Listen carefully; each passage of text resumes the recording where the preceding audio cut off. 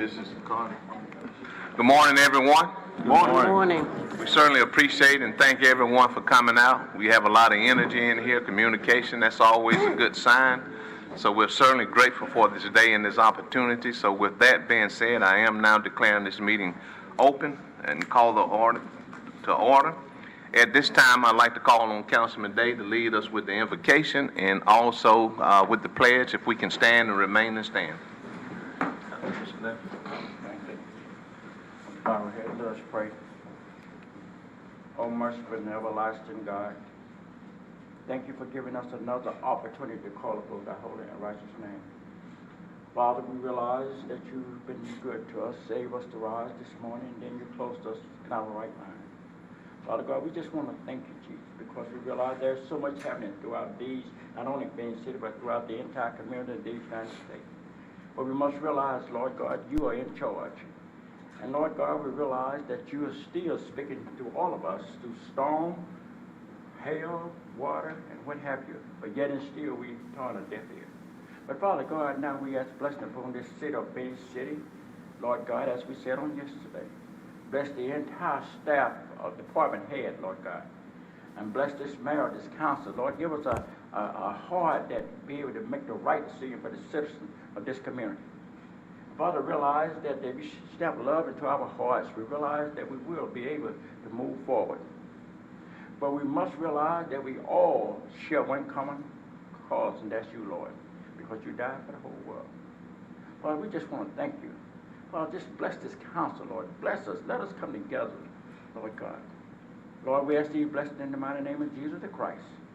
Amen. Amen. Amen. Salute. Pledge. I pledge allegiance to the flag of the United States of America and to the republic for which it stands, one nation under God, indivisible, with liberty and justice for all. All right. Thank you, Councilman Day. And again, thank you all for being here. Proceeding on at this time, Council, I'd like to call on Mrs. Lee. We do have some presentation of some proclamations, and at this time, I'd like to call on Mrs. Lee for the reading of the first proclamation. Mrs. Lee? Yes, sir.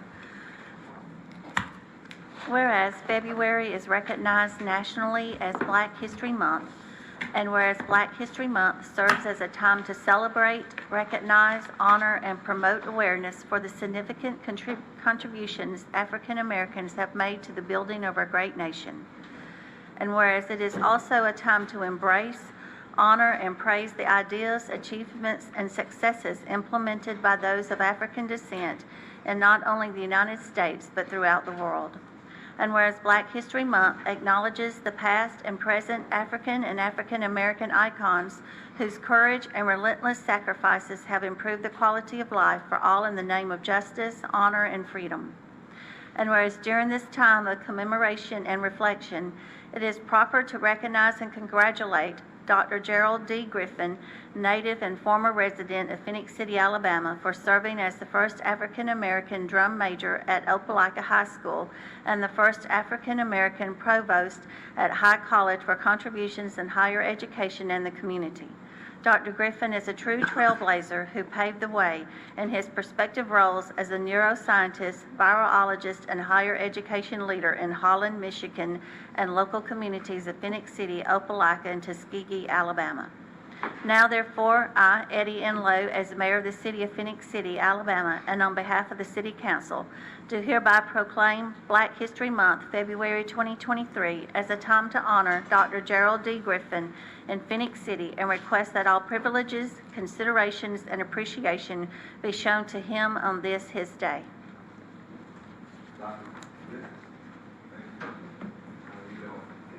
Morning, sir. How are you? I'm Gerald's mother. Well, on behalf of myself and this council, let him know we appreciate him representing Phenix City and for all the things that he has done. And as we all know, when we are from Phenix City, there's no place like home. There's no place like Phenix City. So we want to thank him for not forgetting where he's from and where his roots is from, but also representing our community in this country. Amen. And we would like for me to extend this welcome to you, Mayor, and to the Phenix City Council members. for giving him this opportunity to be able to serve and receive the recipient of this award. Thank you so much. Let him know and return. Here you go. Oh, okay.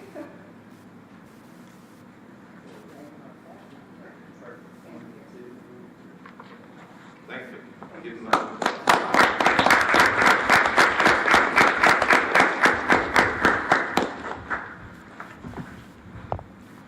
All right, Mrs. Lee. Yes, sir. Whereas February is recognized nationally as Black History Month, it is a time to celebrate, honor, and promote awareness for the significant contributions African Americans have made to the building of our great nation. And whereas during this time of commemoration and reflection, it is proper to acknowledge the accomplishments of Phenix City's own Joshua J.D. McKissick.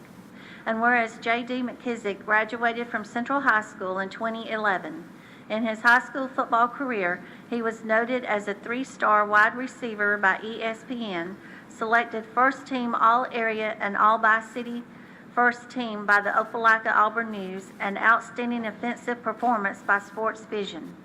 And whereas J.D. McKissick committed to Arkansas State University in 2011, where he was made a multi-positional player. His accomplishments at Arkansas State include, but are not limited to, being named Sun Belt Conference Freshman of the Year, 2-time GoDaddy Bowl Offensive MVP, All-American Honorable Mention in Sports Illustrated, and Sun Belt All-Conference Player at 2 positions. And whereas J.D. McKissick's NFL career began in May 2016, where he signed with the Atlanta Falcons as an undrafted free agent. In December 2016, he signed with the Seattle Seahawks and later signed with the Detroit Lions in September 2019. After an appearance in every game, he parted ways with the Lions and signed with his current team, the Washington Commanders, in 2020. He has continued to excel throughout his NFL career, including scoring a touchdown kick return with the Falcons in his first preseason game in his rookie year. His first game with the Seahawks, he scored a touchdown with his first catch and carry. With the Commanders, he scored the game-winning touchdown on a 30-yard catch and helped secure the win against Seattle Seahawks by scoring 2 touchdowns, 1 receiving and 1 rushing. Now, therefore, I, Eddie Enlow, as Mayor of the City of Phenix City, Alabama, and on behalf of the City Council, do hereby proclaim Black History Month, February 2023, as a time to honor Joshua J.D. McKissick in Phenix City, and request that all privileges, considerations, and appreciation be shown to him on this his day. Thank you, David. All right. Come on. Hey, where is this?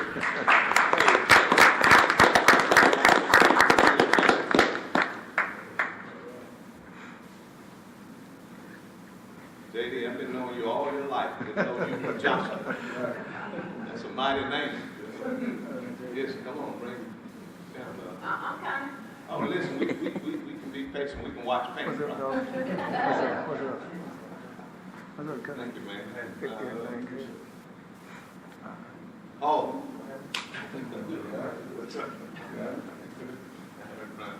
Listen, JD, come on.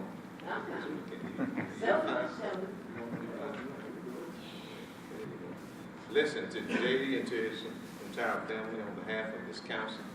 We would like to present you this. I will tell you, you have represented Phenix City proudly. You have set a bar for younger people to follow, and we just so proud of you.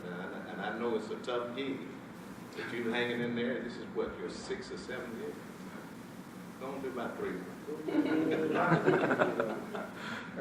But anyway, on behalf of this council, myself, we do present you with this, and we do thank you for what all you've done.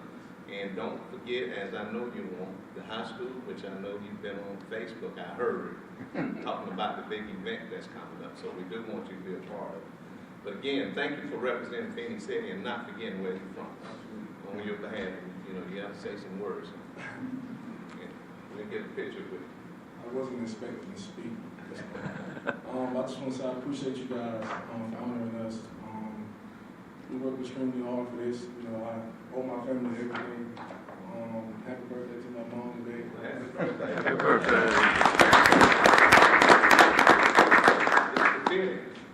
We just try to do the right thing. My whole career, you know, I've always been doubted. So, my whole thing was to prove my family right, not about proving the people who said I couldn't do it wrong, So, just want to say thank you guys. I appreciate you all for this day. God bless you all. Thank you.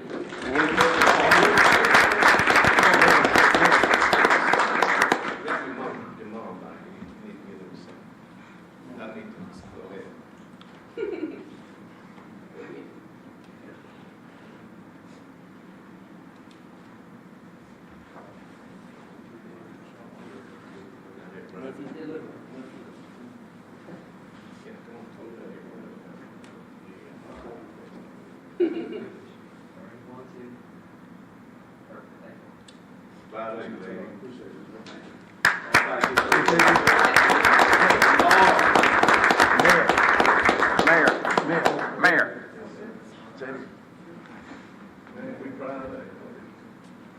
Mayor, now don't try to tackle him when it goes by like that. He was defense and he was offense. Don't do that now.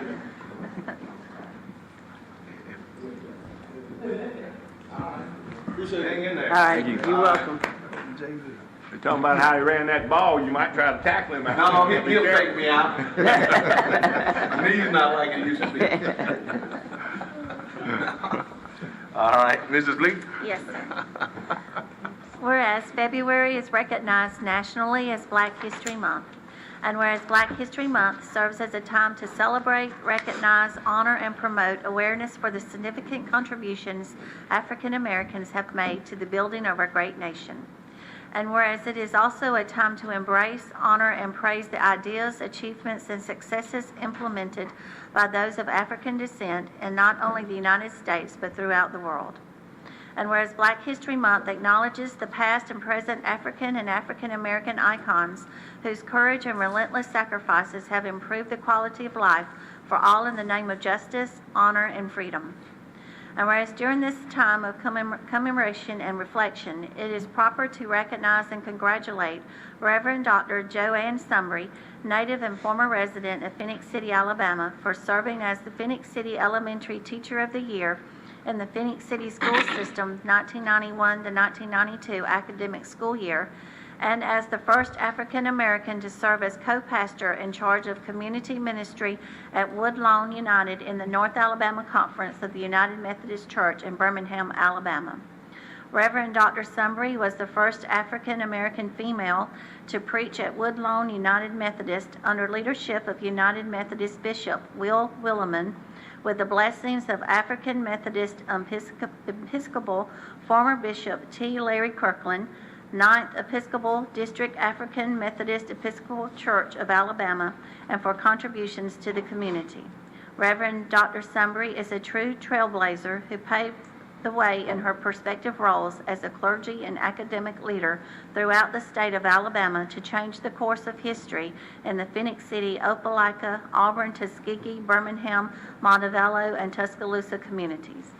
Now, therefore, I, Eddie Enlow, as mayor of the city of Phenix City, Alabama, and on behalf of the city council, do hereby proclaim Black History Month, February 2023, as a time to honor Reverend Dr. Joanne Sumbry in Phenix City, and request that all privileges, considerations, and appreciation be shown to her on this her day.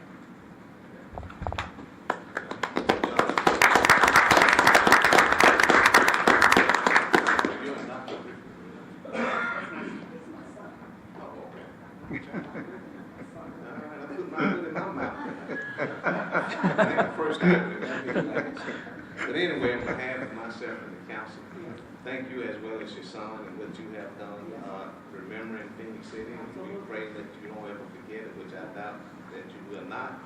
But on behalf of myself and this council, for all the things that you've done and accomplished, we present you with this proclamation. Thank you. Phenix City, thank you. Yeah. All right, thank you so much. Mike is yours. Oh, okay. I'm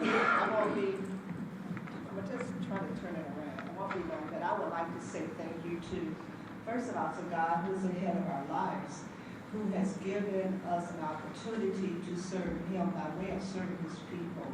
Phenix City is my home. I hate to have my back to the council, And I hate to turn my back to the people, so I'm gonna do this sideways. This is home, this is where it all began. And my son and I started here, we moved to Opelika, and then the rest is history, and we continue to do what we did right here in Phenix City, is to let God use us in a mighty way. So on behalf of myself, and then again my son, we really appreciate you all for giving us an opportunity to just be able to come back home and to let you all know that we will always be a part of the Phenix City community. And remember that this is our roots right here. These are our roots. God bless you all. Thank you.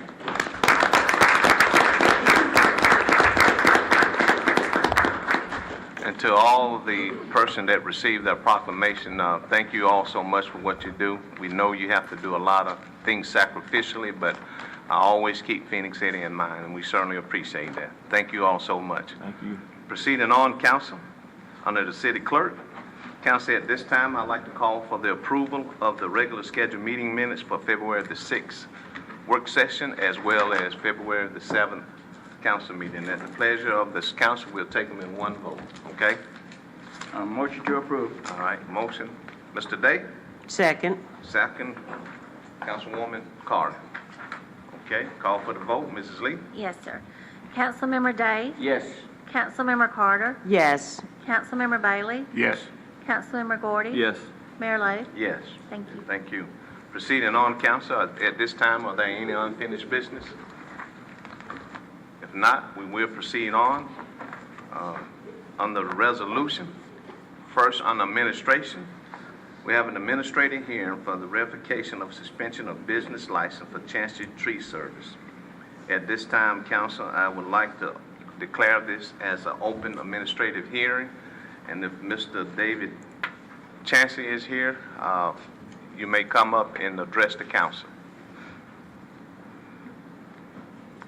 Okay. All right. Good morning, Mr. Chancellor. Good morning. Morning. Doing fine. Anything you want to address the council Spin that with and microphone concerning? around. There you go. I just ask that you don't strip me of my rights to provide for me and my family the means that I have to provide for us. I understand what Mr. Downs is spitting to tell y'all to show you, but I also I'm looking for a spot to rent for my business, to move my stuff to. And I just hope you can see it on my side if you can. Okay, thank you. But Mr. Chancey, we hear what you're saying, and but I would like to say this. I'd be remiss to say this, and you know, we have guidelines and ordinance and laws we have to follow. And the great thing about following ordinance and laws is that we always have warnings, or we always have communication what the end result could be. And we're not trying to do anything to discourage or hurt, but you know, we have the obligation of being consistent and fair, and we don't talk among each other of anything. We've never done that because we have such character and ethical reason with this council. But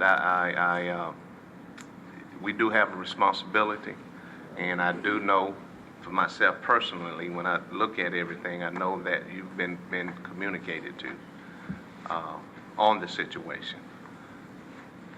I'd like to know that I've not been informed every time I've asked about any guideline, regulations, or anything.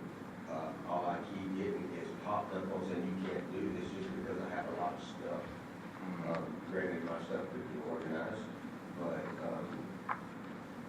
I literally begged the man to show me, help me work with me, and so we're not going through this, and you know, to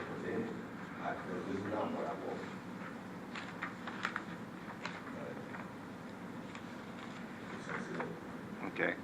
Council, anyone has anything? I mean, just looking at the pictures, I mean, I own my own business too. Just looking at the pictures though, I mean, they self-explanatory. Somebody ain't gotta tell me what that looks like.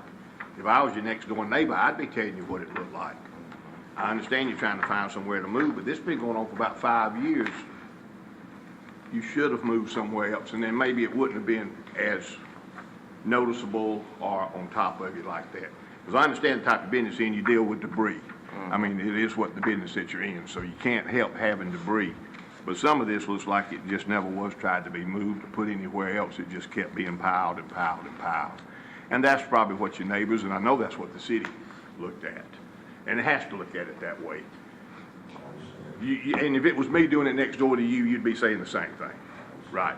So, I mean, that's my only intention on that is just, you know, it got out of hand, and then sometimes when something gets out of hand, it's so far out of hand you can't get it back in. It's just too much work. Mr. And Cheney. I feel like that might have been what happened to you also. Mr. Cheney, excuse me, Mr. Councilman Bailey. As I look at this, the record here started March the 15th, 2018, and you will issue a citation June 6, 2018. I mean, it seems like you have adequate enough time to make some difference picture from what I see. I also took time to look at all these pictures and what I looked back there, and it seemed like you had adequate enough time to at least eliminate some of this stuff here. Okay. So you are looking for a place to move your, To locate my business and operate. have you found a place yet? I have a couple prospects, from Columbus to Phenix City to relocate all my business, assets and whatnot. Well, sir, from what I'm looking at, the city have given you adequate enough time to make a move on that, make an improvement in that area, in those areas. Mr. Chancellor, what I would hope, pray and hope and ask that you don't walk away from this council or the city saying that we have stripped you. We have the fiduciary responsibility to follow the law and our ordinance, which are the law. So we would just ask that you don't walk away saying that we strip you of, you know, your livelihood. But we do have the responsibility to make sure we are following what the law says, because if we don't, then, you know, we open Pandora's box and we won't be able to follow the processes or the laws that are put in place. Okay?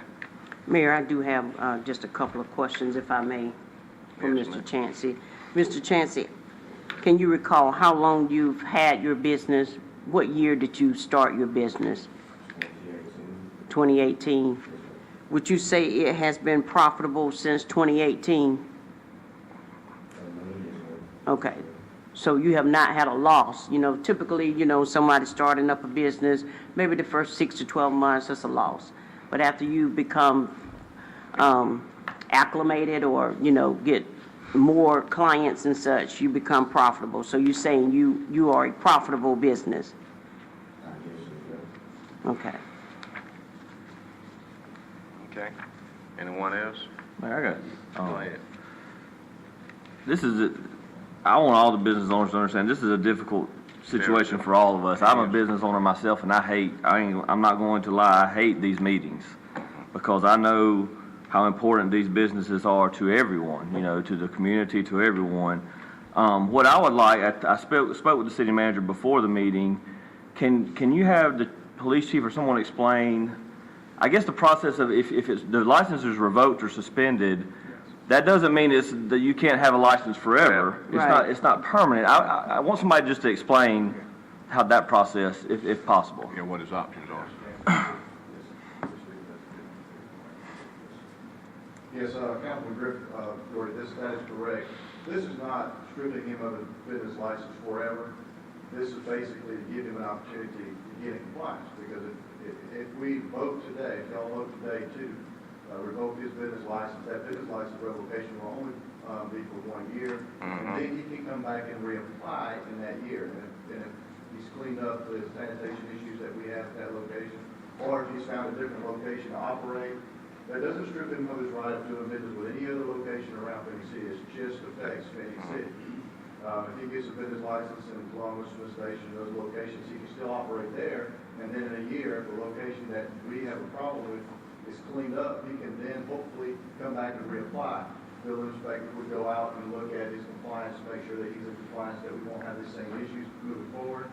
And then he can reapply and continue to make a living. But we have to make sure that we hold him accountable because, clearly being ticketed and going to the court hasn't got it done.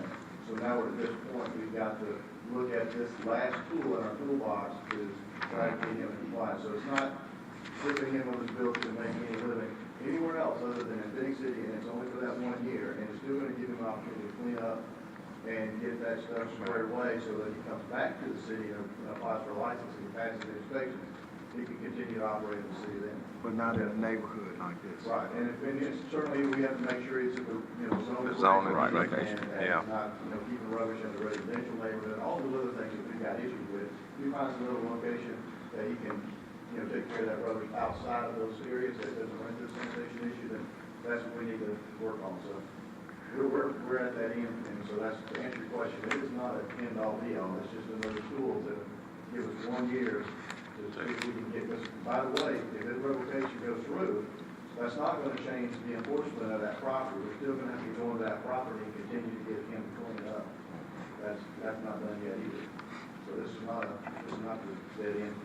But Chief, is that property grandfather in or the zone in the correct zone? No. Mm-mm. No, sir, it's a home-based business. It's in the Excuse me? It's a home base.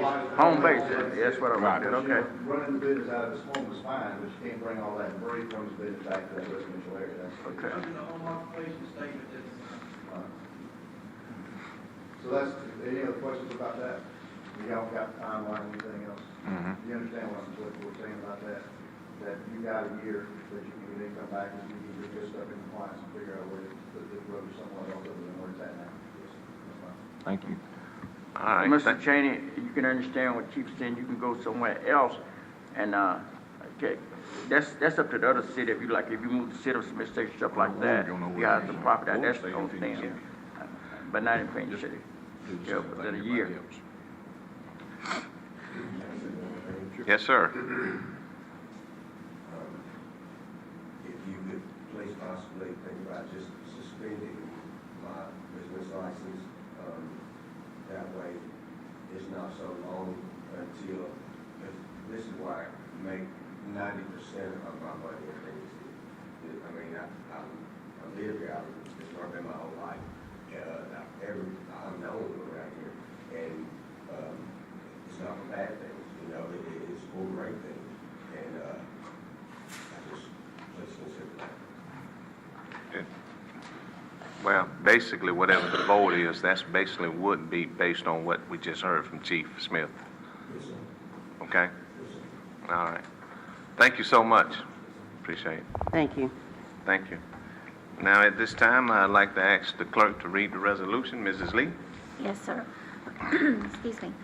Whereas the City Council of the City of Phoenix City has received a violation report on Chancey's Tree Service, a business in the City of Phoenix City.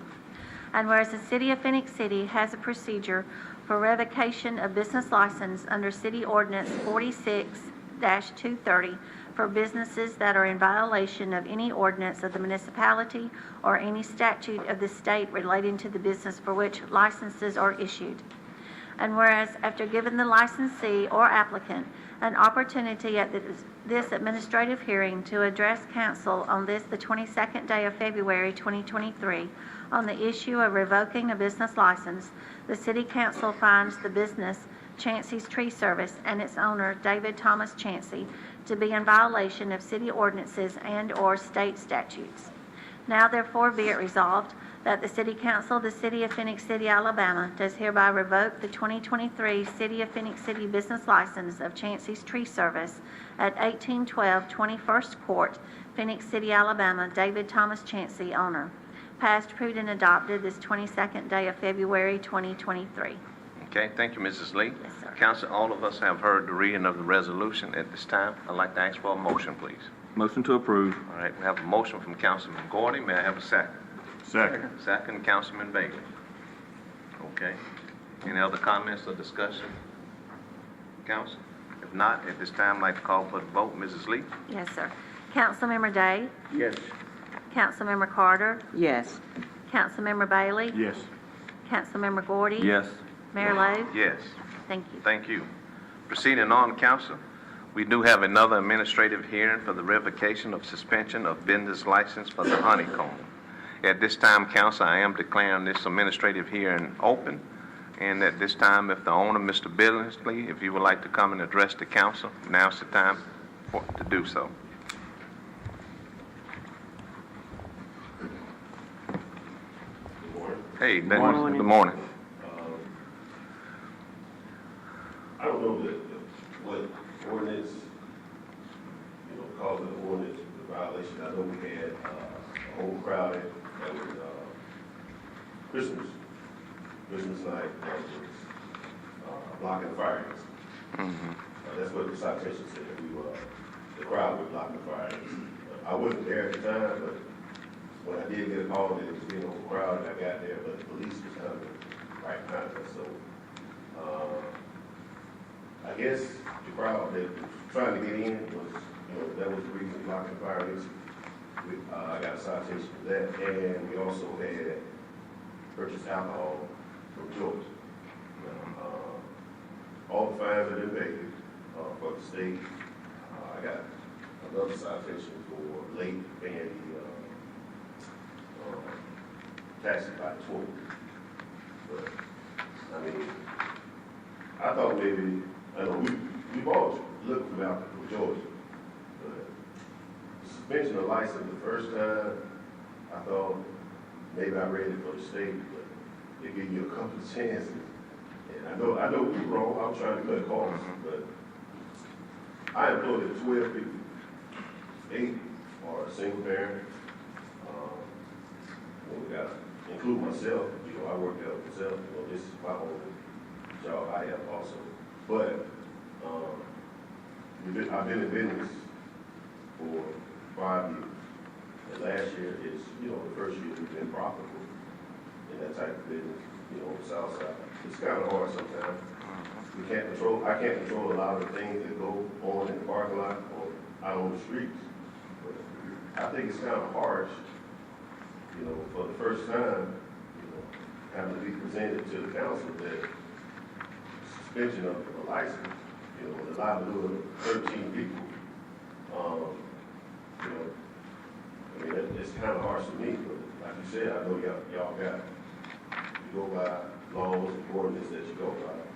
And I can understand if we were a problem business, that the police will get called all the time, but we only had two to three incidents in 5 years, which was outside that, like I said, I can't control it. We tried, we did better, we lost a lot of business for COVID, but we started to build and maintain a good brand. It's a good place for the people of Phenix City, the Southside people, with Southside money to come spend. A lot of people don't want to go to Columbus. They like somewhere that's close and they can be entertained and go home. We're not like a nightclub. The lieutenant said we was running it like a nightclub, but we're by all the other ordinance that we close on time, we start selling alcohol on time. The only problem we had was that we had forbidden alcohol, from the Christmas party that we had. But like I said, all the fines have been paid from the state and the city. This is it. One of the other difficult things, and when you and I talk, we still have to follow our ordinance, but even more so with the state, the ABC board, that's a different level also. But I do want to say this, even if that wasn't the case, we still have the ordinance of Phenix City, as I was just telling Mr. Chancey, that the situation that we're put in is that we have to be consistent and follow what we have in place. But again, not discounting that, But even with the state being involved, that takes it to another level also. Because again, you know, the ABC board, as far as the taxes and income, is just totally a violation. But I do want to say, Dexter, is even if it wasn't that, we would still have to follow the ordinance that this council has put in place. And as Councilman Gordy said, this is, you know, it's not easy. But we do have, again, as I told the other gentleman, the fiduciary responsibility of being consistent. And as you heard, our chief just spoke of, you know, we're not just closing the door, but we have to be in compliance. And after a year, as chief has spoken, and I know that probably not the best thing you want to hear right now, but those are the things that we have to follow. Excuse me, Mayor. What I'd like the chief to do, is that same apply to this business here, chief? He could be shut down for a year and come back and reapply for the business license? And you have the same opportunity? Yeah, it's the same process, it's the same issue. Moving forward, Mr. Billingsley and I have talked about opening on Sunday. Part of the problem that, you know, you've never been charged with being open on Sunday, have you? No. Right. The reason you haven't been charged with being open on Sunday is because why?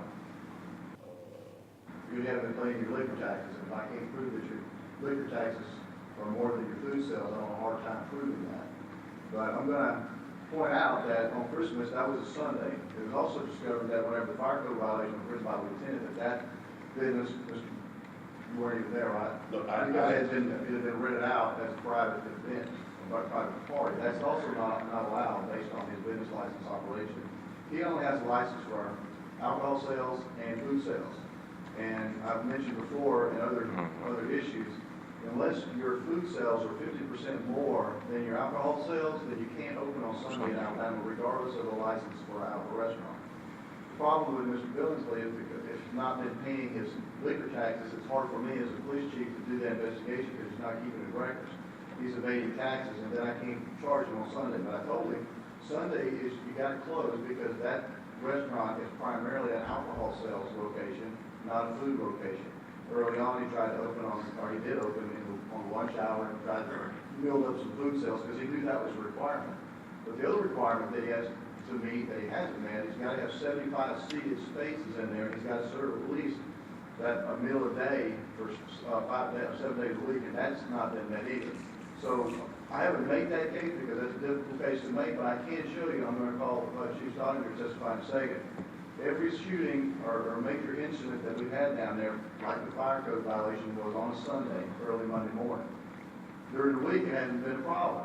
Yeah, we have some overcrowding, but on that Sunday night, it's part of the reason why we don't allow restaurants or alcohol sales exclusively or primarily to be open on Sundays because that's the kind of problems it generates. If it's a restaurant, primarily a restaurant, people go eat restaurant and they go home at 11 o'clock. Those typically don't go into a problem. But if you stay open to 2, 3 o'clock on Sunday night, early Monday morning, that's generally when we run into problems and why we have that ordinance in place. Additionally, as Mr. Billingsley pointed out, the state did charge him, and he may have paid those fines, but the state also has a process to revoke the state license. And as many of you know, licenses are multi-layered. You have to have a state license and a city license. The city was asked by the state if we would revoke that license so they could revoke theirs. So that's why we brought this to you. So it's on record that the state has asked us to revoke that license because tax evasion is not a small thing. That's a big deal. If you don't pay your taxes, then you're not paying for the resources to come. You know, we don't expect you to pay for the entire public safety fund, but you certainly should be contributing, just like every other business in the community. And if you bring untaxed liquor in, that's not paying your taxes.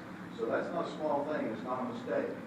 Because everybody that runs a business that has liquor on it knows that that liquor has to be bought from the ABC store.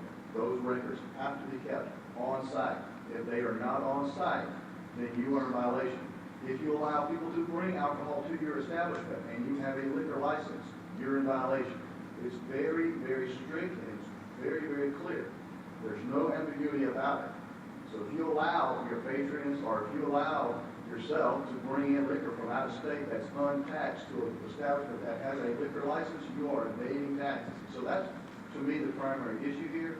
The public safety, on top of it, makes it even more compelling that this license needs to be revoked, because that Sunday sales continues to be a problem, and it's hard for me to prove a Sunday sale issue if he's not reporting his taxes appropriately and keeping his records on site appropriately. So that's why this is becoming a continuous problem. So if I could, I would like to call Chief Stodder to talk about specifically the cases that Mr. Billingsley alluded to, but let Chief Stodder just give a little more color to those specific cases. Good morning, Mayor and Council. Good morning. Good morning. Chief Smith alluded to, I pulled the numbers for this business and the last 2 years since March of 2021, and we responded to 20 calls for service there, 5 of which involved shooting incidents or shots fired, including multiple cars being shot while persons were inside of them, shooting into what we could call shooting into an occupied vehicle. July 4th of 2022, a shooting where a person was hit shot, found responding officers in the front area, just beside the front door of the business. We received, out of these 20 calls, 4 of them were on Sunday nights, which, as Chief Smith mentioned, is an issue with Sunday alcohol sales. Most recently, or one that Mr. Billingsley talked about, Lieutenant Keith and his squad responded to, December 26th at 0040, Sunday night, early morning hours of Monday morning. Officers responded to a call about overcrowding. They found that there was a private party. Mr. Billingsley, I don't believe, was there initially, but came on the scene later. But there were approximately 250 to 300 people, by the lieutenant's estimate, inside the club. The occupancy of the club is only 100 persons. There was also a problem at the front door. There were about 50 people crowding the front door, waiting to try to get into the club who couldn't, which was his initial primary concern, the safety issue, that people couldn't get out if there was a fire or any kind of problem inside. Officer and the gentleman working the door were unable to get anybody to clear the door. Finally, the officers had to intervene to get folks to clear the door out. They were warned by persons there that there were potentially people inside the club with guns.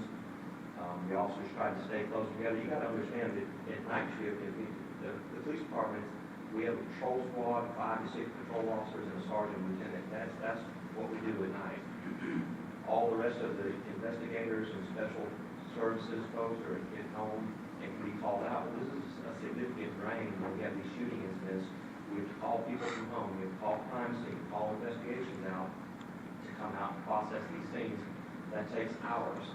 So it's a significant drain on the resources of the police department to respond to these types of calls. This incident here, there are about 200 to 300 people inside the club. Lieutenant Keith spoke to Mr. Billingsley and cited him for, as he mentioned, for blocking the fire exits.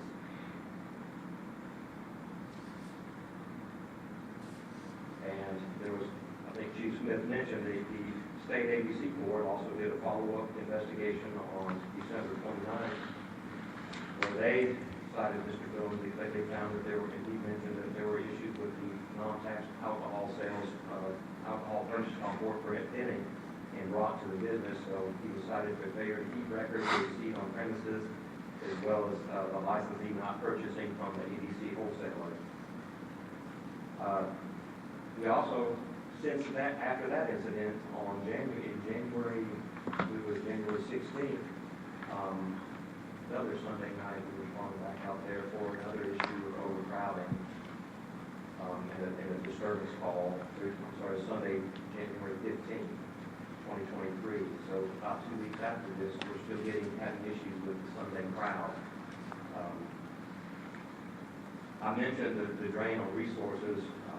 But we just saw what happened in Columbus with the numerous victims of shooting. But one of the safety concerns for the public safety concern, not only for the public, but the officers responding, is one of these shooting incidents. A patron at the club told the officer, the investigator, he was at the club and saw somebody there who had had a problem with in the past. Rather than leaving, rather than calling the police, what he calls his girlfriend to bring him an AK-47. We responded to call out there later where multiple cars shot up, shell casings all over the parking lot, gun cases, magazines, ammunition, drugs, a drug scale. So that's the type of activity that's going on. It's a significant drain of resources and it's a significant public safety concerns. Okay.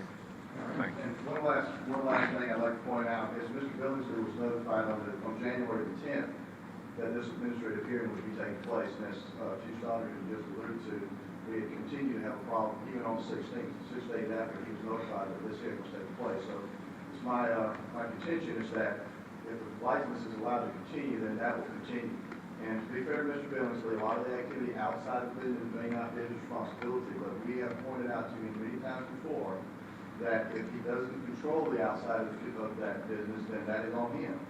He's responsible for hiring security and making sure that the people that come there aren't bringing guns, aren't bringing unpacked alcohol and those kind of things. So it may be an issue that Mr. Billingsley can't fix himself, but it's got to be fixed, and this is really our last solution, is to revoke that license for a year. And then after that year, if Mr. Billingsley can keep his record straight and be able to reapply for that license, you know, that would be up to us to look at, to decide if y'all decide y'all want to reissue that license. But this is going to continue to be a problem, and we're going to have a problem that's going to end up with somebody getting killed, and we don't need that. Because this is basically it's got to the point where it's out of control. Any other questions? Can I ask something? I know if we vote today to revoke it for a year, how does he, and I don't mean to sound ignorant on this, but I don't, on his type of business being closed, I can understand Mr. Chancey. He's got to clean up his area, clean up the whole thing, and do everything that you can actually see. If he's closed down, how does he reestablish himself that he has done what we required him to do? Because he's not going to be purchasing liquor to sell, because he's not going to be selling anything. He's not going to have a business license to do it. How does that work in his situation? It's what I'm saying. I kind of. To be fair, it's not going to be easy for him. As a matter of fact, right. His business won't be able to operate at all. Well, and that was why I was trying to understand, and that makes common sense. Yes. But a year-long break, understanding that he can come back at that time and do everything correct. Looking at the record keeping, and so forth, and beyond. Because again, this is not new. This is something that I've right. been about early on, and several times throughout the 5 years, 6 years he's been in business. Hey, we got a problem. We need to tighten this up. We need to have these records. But it's got to the point now that it needs to be addressed, and he's got to know that we got to hold him responsible.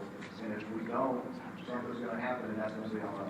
Well, the state would have to issue him a license anyway. The city to issue a license, so he's got He's got to reprove to them. The state again, like I pointed out, the state has asked us to go through the process. The state also has a process. Their process is a bit longer. Exactly. Their process also is dependent on what the locals decide, what they decide about which way they go. But they can still, even if we decide to do it, they can still say no. They can still revoke it. Exactly. Anyway. And he's going to be put up under a microscope if he's allowed to open back up. That's what I'm saying. Right. I just want everybody to understand that his situation is going to be a little different than the other one, is what it would be. But it has to be that way. It's about the safety factor for everybody, the police officers. Right. This doesn't prevent him from going into business. Yeah. Right. That only applies to Phenix City. Right. Yeah. Now, certainly the state may have something to say if he tries to open another business in Alabama. Correct. That's for their. That's on the state. That'd be on them. Right. Well, Chief, let me ask you this. Who will keep up with the process that the improvement he's making during that year probation? Again, no. They're really not even just after a year. And even that year, granted, if he comes back and reapplies, unless we have some reason, I doubt that we'd be able to deny him. But we would certainly, if you were granted another license, it's the same process that anybody else does. They come before you, you look at his background, I'll do background, I'll make a recommendation. I may recommend that he not be approved, but it's happened before where councils have approved licenses that I've not recommended. Again, that's the end all be all with y'all. You guys have the responsibility to make this decision. My responsibility is to give you the information to make a good decision, hopefully. So to answer your question, I mean, he can open a business somewhere else perhaps, or he can, keep records of a different type of business and stay in compliance with that type of business, and then try to, convince me, give you a recommendation that he can keep those records to a point where we feel like that we're collecting our taxes, that he's going to be able to stay in compliance with whatever regulations are on the books at that time. But no, he's already set precedent, and yeah, so I know him, he knows me, the other department knows him, my police department knows him, so yeah, we're going to have a reputation, or we're going to have a, you know, we'll know what we're dealing with, but it's not saying that we would never give him another opportunity again. We're just saying at this point, he hasn't listened so far, so we're going to make this recommendation. Okay. Dexter? Yes, Chief and I, excuse me, we have had two conversations about that a couple of years ago, and during COVID, he got a call. But a lot of those calls were called from my staff. You know, when I'm out there, if it get out of hand, you know, call the police. Now, the last two incidents of the shooting, they did occur on Sunday, but we open at 1 o'clock on Sunday. We serve lunch every day. And Sunday, you know, he said, you know, if you can open up on Sunday, you might want to start closing at 12. Okay, so we did that, you know, for the past 2 years. We just started having late, open up late, you know, after 12 on Sunday. But we got the same license as Applebee's and Kramer's and the other sports bar lounges that are in Phenix City, and they close at that time. Of course, they don't have a lot of the problems that we have, but, you know, yeah, we're on the south side, you know, things are gonna happen, but when the officer said they found the scale and drugs and everything, that was in the parking lot. I can't control. Dollar General can't control who sells dope in that parking lot, but it happened. You know, in that incident, I thought I had calmed that incident down when I asked the guy, what's wrong, man? Why are you so upset? You know, one guy had left. He would have been gone, but I guess he went outside to make a transaction and he had time for the other guy to come out. And it was outside, 5 cars got shot. But nobody was in their vehicle. Everybody, the cars that was outside, they was inside. We didn't know anything about it until, you know, somebody said, hey, they were shooting out there. And 5 cars did get shot. But like he said, I mean, I can't control, you know, and Chief is right. The only problem we had was staying open after 12 on Sunday. But a lot of the 22 calls, a lot of them were called by me or somebody in our staff. I mean, the people around there are complaining about us being open. It's just, you know, when people start shooting, yeah, the police won't come. They even told me I can call, and I did. So, I mean, I have security just 2 nights. When I think the crowd's gonna be get overwhelmed, I have security there, and I call the police because you do get rowdy when people see, but we ain't got that many people in there. We still come in. I'm like, no, we at our limit. And when they get rowdy, so I call the police. They told me I could call. That's what I did. Chief, address the issue of drugs being found on the premise, because there is a... Well, and Dexter's right. There were drugs found in the parking lot. We found drugs, like to his point, in McDonald's. The biggest difference is, and Dexter brought it up, and this was the conversation I had with him. If he wants to be open on Sunday, my recommendation was to close early, because he brought up Applebee's and Kramer's.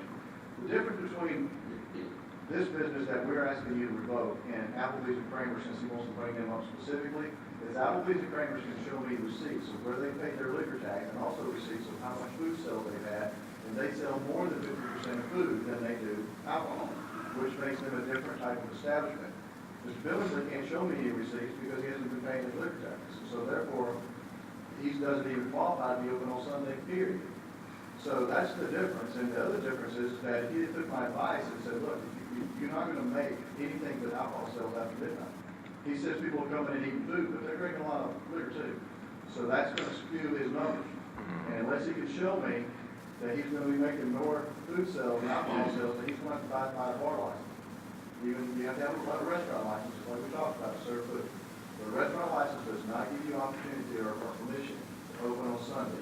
That's where the taxes are requirements, where the receipts are required to show me that you're primarily a restaurant and not a bar. So so you can't compare Applebee's and even Kramer's. So and even though Kramer's does, Applebee's closes early, Kramer's does stay open later, but Kramer's has food sales all during the day that they help balance out their liquor sales. So that's the difference. And they can show me those receipts. They can show the building department, code enforcement those receipts, and that's why they're not having a problem. Well, this is my personal opinion on this, but The biggest issue, in my opinion, is like you said, as a council, when the state requests as a municipality of the state that we should do this, that's not something that we can ignore. Yeah. As a municipality of the state. And that's the biggest issue, Yeah. you know, in my opinion. Ignoring it comes at a cost. Correct. We Yeah. depend on, as a city, a lot of cooperation from. The compliance That issue too.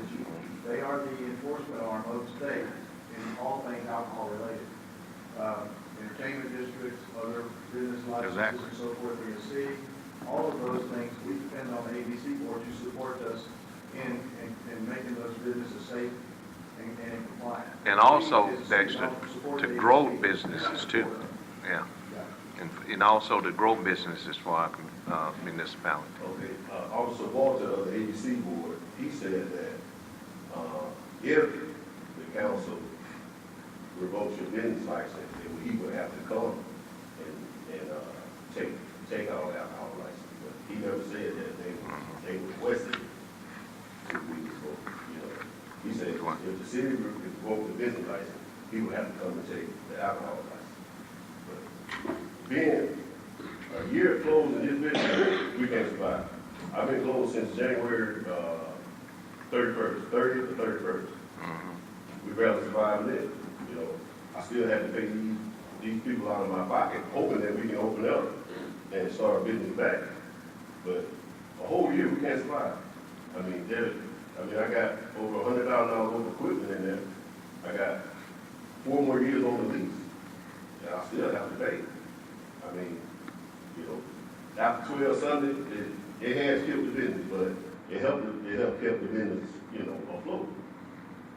Well, as I was telling Mr. Chancellor, I don't hope and pray that you don't walk away saying we're stripping you, but you have to understand the situation that it puts us in as a council based on our track record and being consistent.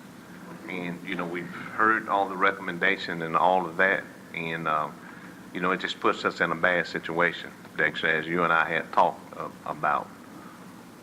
So, council, anyone? Yeah, I want to say something. And this was not even in Phenix City or even in Alabama, but there was a place over, what was it, on Floyd Road in Columbus not long ago, that the Columbus Council revoked the license, and everything that was happening over at that service station was happening outside in the parking lot.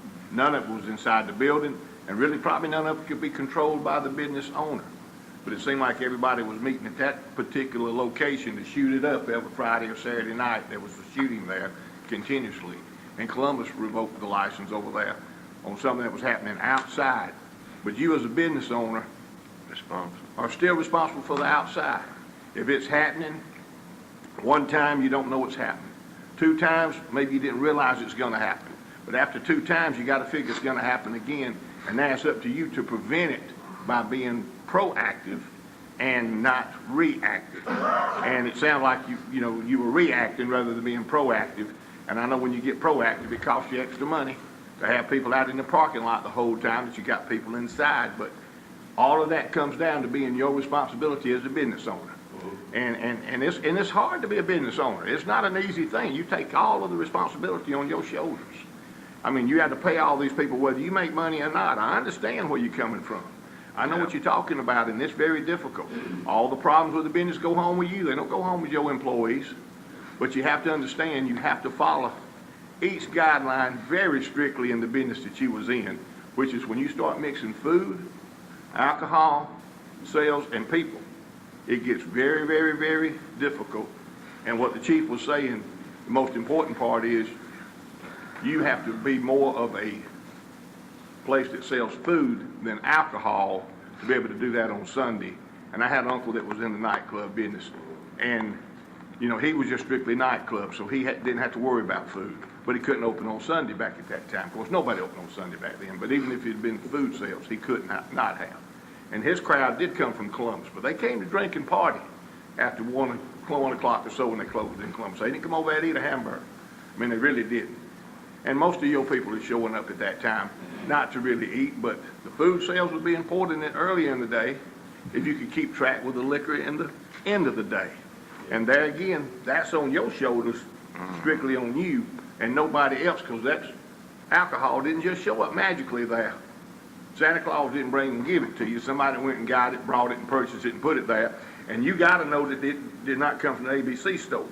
Yeah. Did So, you I mean, know where it that's came what I'm from? saying. Did you know where it come from? Yeah, I did. I Right. did. And that's what I'm saying. It's just a conglomeration, but I really do believe that, you know, there's just too many issues, and then the state of Alabama asking us to help them straighten this out tells me, like it did Councilman Gordy, that even if we didn't revoke it, or even if we didn't do anything, state of Alabama's gonna stop it. And if they stop it, you can't do anything anyway. You gotta have, you know, regulatory license, state license, county license, and city license. I have to have all that too to be in business. And each one of them is regulated by the previous one. I can't get the Yeah, state they without the concur. regulatory license. Everything has to follow a program and a certain thing, and you know that. Yeah, I know that. Right, and that's where we I are. wasn't aware of that. The Right. state had said that because he Right. told me that. He said, look, actually, if the city, takes your business license, I gotta come and take your alcohol license. But he said, I'm pretty sure if you pay your fine and have your fines paid when you come in, they probably won't get your license. I was never told that they had took The state license? the state license. We don't know why someone would tell you that, but I can tell you. Yeah, but that, they did contact someone, as the chief spoke. Yeah, I was just going about. Yeah, yeah, but, yeah. But, and what I had started doing, try to keep seeing police officers in and out, I started giving them free lunch, just come in, call in, order your lunch. If they see police out there, they cut back on a lot Some of of that. the bull stuff. So I've tried. Yeah. I've tried. We understand, but. It's hard. We, It's we, hard. Yeah. You're dealing with is. people, like I said, I've been there. You're dealing with people with alcohol in the system. They're not thinking the smartest in the world. I mean, they really don't. That's a normal thing. But it's just a situation. But I worry about the police officer's safety. Worry about the people's safety too. But the police officer's not gonna come in there and start shooting. I worry about when the police show up, that somebody's done pulled that gun, already been shooting, turns around before they even realize who it is, where they are, where they're standing, they start getting shot at. And that's happening all over the whole United States now, and that's what scares me, because we definitely have to protect those that live in our city, come to our city, but most importantly, the people that enforce the laws in our city that protect all of us every day. We have to watch out for their safety. And that's what I worry about in these situations in today's world, because once people start doing these kind of crazy things that you and I can't control, I don't even think their minds engage. Let me say They just one. start doing things. Sorry, Okay. Councilman Bailey. Since Kramer was brought up, where's Kramer located? It's on the south side, 431 south, 431 South. Going toward the CD. right next to the 431 cafe. Okay. Mr. Billingsley, the Honeycomb is a good business. And I'm speaking on behalf of some citizens that say, it was good to have a eatery of such on the south side. And Phenix City, this municipality, is always looking for great businesses to come to Phenix City. Our economic department, their main focus is to bring businesses to Phenix City, and to know that you were reared right here in Phenix City and decided to do business in Phenix City is a great thing. And so I applaud you for that. But one thing that we must once again be consistent on and be fair with is upholding the law. And like you were saying, and I agree with you 110%. Whatever happens on Seal Road, you have no control over. But what happens inside and right outside your door, I believe you have control over that. And so it's unfortunate that it has gotten to this point. But I'm just, again, like Councilman Gordy said, this is not an easy task for us. But it is one of the things that we must do as a council, is to be in coincide with the law. and the ordinance has been abolished, and, has been broken in this instance. And so, but I hope, you can find a remedy for creating wealth for you and your family. Again, this is just not one of those easy things, and I just had to say that. It's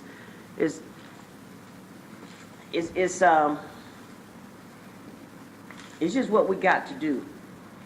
And we want safety, and we want people, concerned people like yourself in the community, but safety is our top priority, and growth in our community. So again, I applaud you for having the initiative to open a business in the town that you were reared and raised in. But again, I just hope that there's a remedy for you to find income and wealth.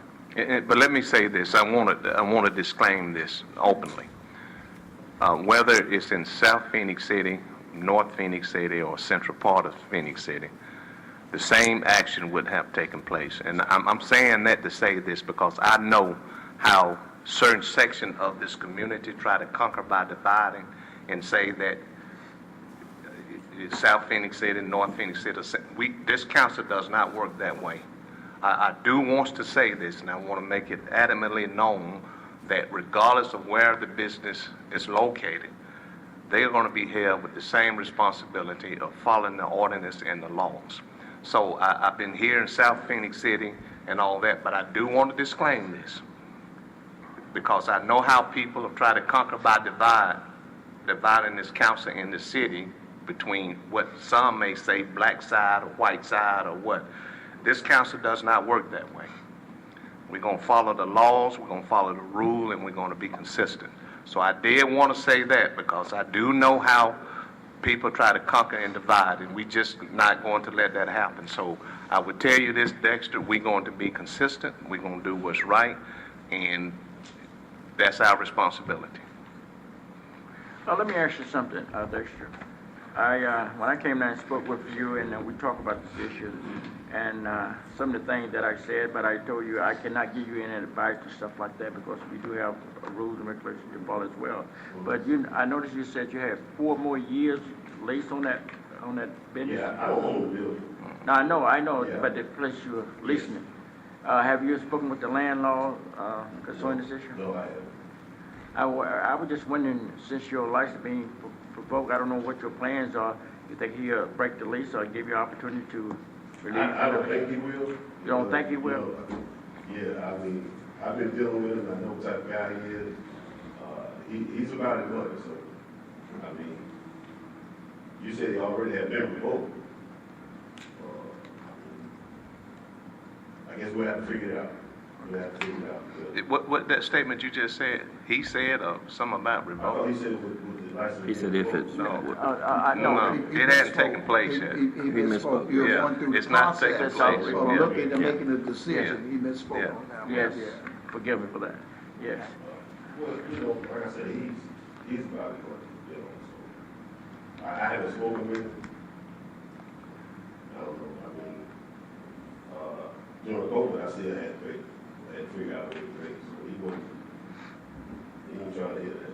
Oh, okay. I was just Well, wondering. but Dexter, I do want to tell you, it puts us, as Mr. Gordy said, in a tough situation, but we have to be fiduciary.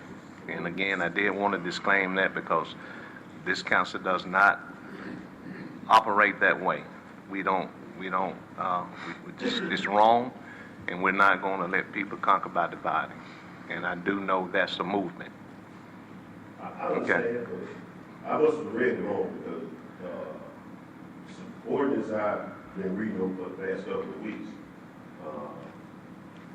about that automatically revoked.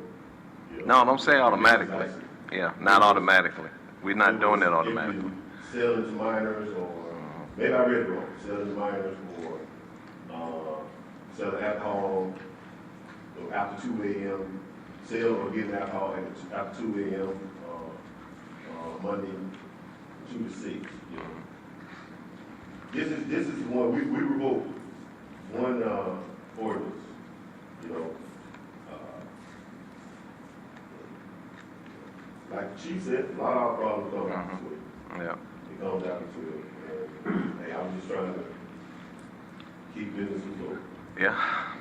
We understand that Mr. Bailey said it's tough. It's Yeah, hard. It's tough. We've And all others had hard coming. 3 years or so, 4 years. Everybody has, and it still ain't over. Yeah, We still, like you said, you lose back then, you dig into your savings back then that you would have now to help you get through tough times in the near future, and some of that's not there anymore. But none of this was automatic, and it still has not been voted upon.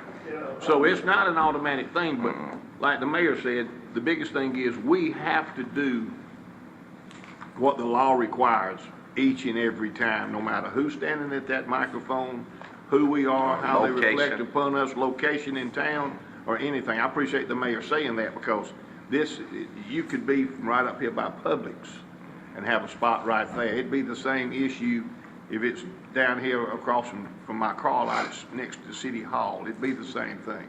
There is no difference. But we have to look at it from that point of view. There's no other way for us to look at it, because all of us in this city know each other. Most of us are kin to somebody somehow. We do business with somebody. We may have come in there and eat in your place, is what I'm saying. So, you know, none of that can come into play. It all has to be laid down exactly the way it has to be each and every time. And that's the way we have to look at it. But none of this is automatic by any means. So don't think that it was a done deal before you ever come in that door today. It was not. Still is not. We still got to vote on it. And we don't tell each other how to vote. That's unethical. We've never done that. We don't operate that way. It's an ethical council. Okay. All right, Dex. Thanks. At this time, I am declaring this administrative hearing closed, and I would call upon the clerk to read the resolution. Mrs. Lee? Yes, sir. Whereas the City Council of the City of Phenix City has received a violation report on the Honeycomb, a business in the City of Phenix City. And whereas the City of Phenix City has a procedure for revocation of business license under City Ordinance Section 46-230 for businesses that are in violation of any ordinance of the municipality or any statute of the state relating to the business for which such licenses are issued. And whereas after giving the licensee or applicant an opportunity at this administrative hearing to address council on this, the 22nd day of February 2023, on the issue of revoking a business license, the City Council finds the business, the Honeycomb, and its owner, Dexter Billingsley, to be in violation of city ordinances and/or state statutes. Now therefore be it resolved that the City Council of the City of Phenix City, Alabama, does hereby revoke the 2023 City of Phenix City business license of the Honeycomb at 202 Seal Road, Suite B and C, Phenix City, Alabama, Dexter Billingsley, owner. Passed, approved, and adopted this 22nd day of February 2023. Thank you, Mrs. Lee. Council, we've heard the reading of the resolution. At this time, I'd like to call for a motion, please. Motion to approve. All right, we have a motion from Councilman Gordon. May I have a second? Second. Second, Councilwoman Carter. Any comments or discussion? Okay, at this time, I'd like to call for the vote. Mrs. Lee? Yes, sir. Councilmember Day? Yes. Councilmember Carter? Yes. Councilmember Bailey? Yes. Councilmember Gordy? Yes. Mayor Lo? Yes. Thank you. Thank you. Proceeding on, Council. We do have an administrative hearing for the revocation of suspension of business license for Automotive Service Center. At this time, Council, I am declaring this as an open administrative hearing, and if Mr. Eddie or Kevin Robertson would like to come and address this council, now's the time to do so.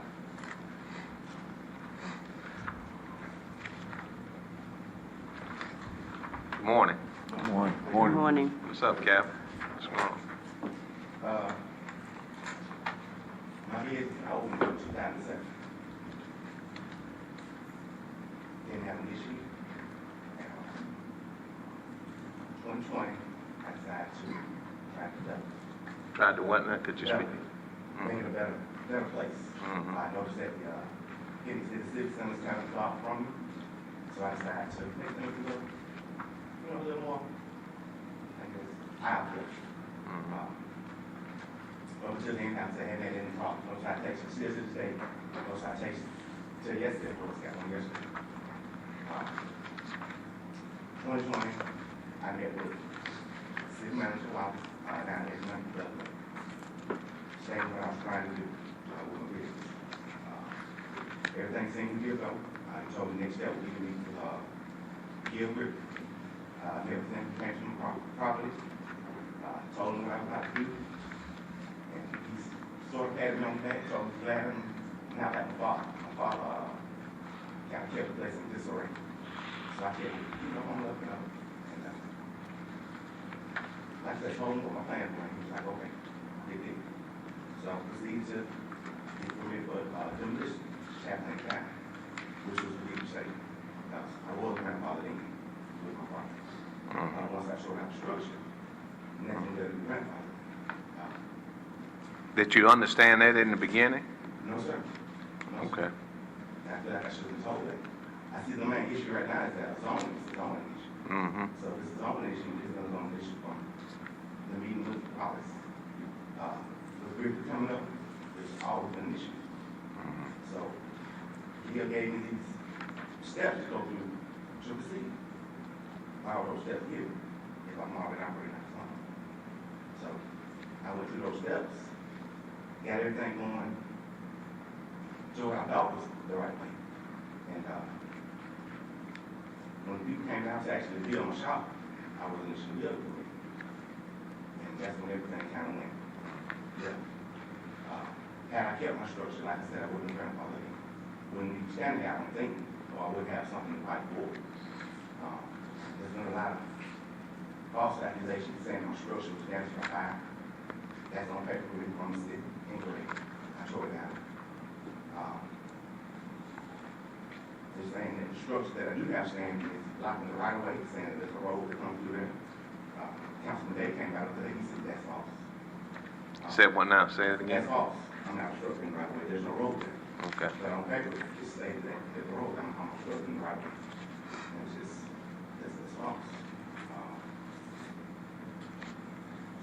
I feel like it's kind of employee agency. I think that, I know the property that I have is prime commercial property. You know, that city something coming up. Let me, this council or this city manager that has never been a discussion. We don't operate that way. We don't concoct things to hurt people or concoct things to pad this city. We don't operate that way. This is no. Listen, I'm gonna respectfully disagree with you. We don't. This is the first time I can speak on behalf of this council. This is the first time something like this has been heard. But we're not concocting anything to, no. Mr. Mayor, I say this to Mr. Robinson, as I went down and toured the business, I did walk at the end of the property, and I said, I don't see where it's set in the right of way. And I asked this question yesterday to my chief, Chief Smith. He explained it to me. So I would like for the chief to come up and elaborate on it. Can we ask them, let them Yes, finish? sir. Let him finish. Yeah. Go ahead, Mr. Robinson. Well, that's basically, like I said, all those years, no issues came about until 2020, I started tracking. Better things. Yeah. I've been operating without a bathroom. Been operating without an office space. Even requested to have, I actually got to put up an office space. And I was denied my deal. My fencing is in disarray from the demolishing. I said I reconfigured the fence. Can do that, and I can assist the fence. It's been a rush since 2020. Yeah. We probably. You know, they all the mornings come prior to. I said I had one in the morning in 2020 about cleaning up, and that was it. And then, like I say, the other day I got a citation 23 years later. Was the warning you had before the demolition, or the one you said in 2020? That was after? Yeah. Okay. Like I said before, when Mr. Downs came to me the first time, he told me, I wasn't even aware of the back here. He said, Mr. Wallace was sitting at his desk and looked at earth and saw this close to the car. And said, go check it out. And that was my first time having any interaction with the city about my business. Like that's when it all kind of started. Okay. Let me speak. How long that business been back there? My dad got it in 89. 89. I took over in 07, he retired. So during that time, the original slab, from what I saw, it was still built back there. And that also was the street during that time. You was in the right of way at that time as well. Is that right? Okay.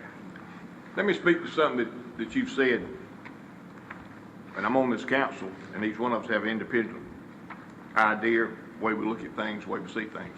But you and I know each other real well. Yes. I use you for business sometimes. Yeah. Have used you all over the years when you come down and do business with us. Absolutely. What I'm getting at, and this is not no disrespect to anybody at the city or anything, but I'm kind of like Kevin.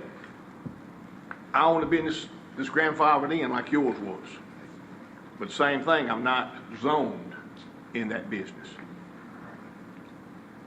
I do understand if I was to tear it down, that would mess me up, that I'm no longer grandfathered in, and I see where you're coming from. But also now, and this is why I disagree, and I'm on the city council, and I would verbally disagree hardly. A tornado hits me, a fire hits me, something that I have no control over. I still believe I should be still grandfathered in, and I'm not saying anything to change any laws or rules or regulations. This is my personal opinion, because I did not intentionally ungrandfather myself. That's why I do differ on maybe how it has to be done. I'm not saying what the rules and regulations are. We have to follow the laws and the rules and regulations. We have no choice on that. But I see your exact point. If I'm already there, I'm already there. Now, if I chose to mess it up, even if I didn't know, I gotta know that. That's on me. Ignorance is no excuse. And I'm not saying that you're ignorant by any means. I know you very well, and we're good friends. I just want to speak straight out forward where everybody can understand what I'm saying. And I've done some things that without thinking or checking into something before and found out I should not have went that far and done that. And I've seen it happen other places. But I do see that there's a fine line there where it's something that I did or something that happened to me. Something happens to me, I really feel like, I didn't cause. I shouldn't be helped in the same light. I should have an avenue there of some kind of pre-existence. And there again, I don't know whether, you chose to tear it down after a fire hit it, or it just needed to be torn down because it was old. I had a friend that was in business at y'all's place before y'all took it over, James Meadows. Right. So I'm very, very familiar with where you're at. It's been something there for a long, long time, but there again, I know how the city operates because they've been doing this. This didn't happen last week. This has been going on since probably the 80s. It's about the time that they started looking at downtown area, trying to limit certain type businesses in those areas because we don't fit the criteria of what that downtown is going to be one day. And I don't either. I'm not, I'm at the wrong location right now as far as what should be there. But until that happens, I should be allowed to stay there. Now, I'm not speaking on your behalf for you or against you and telling you the way these rules and regulations have to be looked at. I have an opinion on that, but I do not have a way to tell you anything's any different. But I did want to say that in your defense and my defense, both as being business owners in that area, that I feel like, if I didn't cause it, maybe I shouldn't be held up to that standard. But there again, the law may require me to be held to that standard. I don't know. That's what I'm saying. But I'd be like you. I'd be standing right there arguing it myself. So, Mr. Robinson, the fire started itself and burnt the building down? He just said it. No, there was no fire. That's what I'm saying. No Right. fire.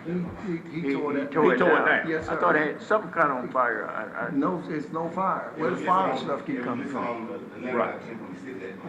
Unfortunately, my previous structure was damaged by fire. Oh, the previous structure. Okay. That was incorrect. Okay. And that's probably why you were told it, before it was taken down, I guess you could have did the things that, say, Gil or whatever told you that you would be allowed to do, possibly, if that other structure was still there. But I know, but once you took it down, you can't go back and do that, and that's the point I want to try to make. I can probably do something over there. I can't make my place bigger, but I could probably come in and put a new roof on, and new doors and new windows because I've already got doors and windows. But if I tore my structure down, then I say, now I want to rebuild a brand new. No, I can't.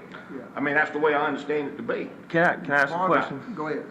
So if he approached Gil back when he was doing his renovation, and he explained he's renovating to to improve his business, but his business is going to stay the same. And I understand he has a responsibility personally to understand the grandfathered in and stuff like that, but does Gil or whoever's the building official, do they not have a responsibility to say, hey, now if you do this, do they have a responsibility to tell him that? This is what occurred. I was called into a meeting in economic development.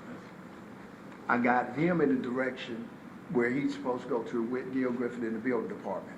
When they got back there, multiple things came into play. One was city right of way. The other was the other guy's property, where you all had an agreement where they could put vehicles. That came into place back then. Am I correct?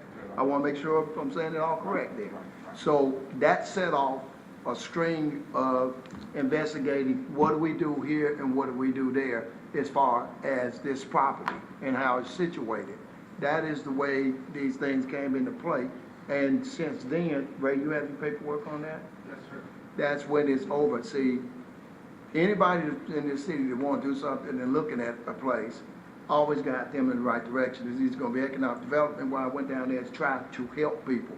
But that's not the picture that's there all the time once you start going through it, and that's where all these other things came in. Well, that's where the violation that he got yesterday came from. It's a whole different area. And that's fine. Right. And another thing, just like going out to these properties, we should be doing it, and council should be doing it and talking period when you go out to these properties, because we don't know, that's done in engineering. Everybody needs to stay in their lane. I'm just gonna tell you that, because right. this is what present other problems, because you all or me don't have a map or anything else to talk about the situation of the land that's there, where it's a right of way or anything else. That creates problems for people. And just like he's saying, I don't blame you for being skeptical. You should be. When people are saying you think somebody want to take your land from you and everything else. So, but I can assure you, and you know what dealings we had together, and that was to put you with the people that can help you best. That's the way that's supposed to be done, not me. I can say anything. I can say great idea, wonderful thing and everything else, as long as it meets these and fit into these parameters. That's the way that works. I'm solid in that. I do that all the time. But you have your paperwork to present and make sure this stuff and clear some of this up, you and the chief, on what's going on from that standpoint, because a lot of things, like I say, came into play, and it's like, well, where's the paperwork, and while you're on this other property, and that person was in another state. Am I correct? I remember reflecting, going back to those times, going back to where it was. So it's like, okay, you all need to get all this straight before anything's happening there. And just like before, even with the radar coming there, somebody asking a question about it, where's this business, and it's scrolling where the vehicles, because you can go down the street by the church and go right back to the backside of it. I know it's hard, because when we purchased the other, but all we was doing when Gil was here was saying, and the building department, their job is to make sure people fit into the bracket where they're supposed to fit into, to make sure nothing don't go wrong. And when all these other things occur back to back, that's when it creates a problem. Yeah. So Ray, you can go ahead.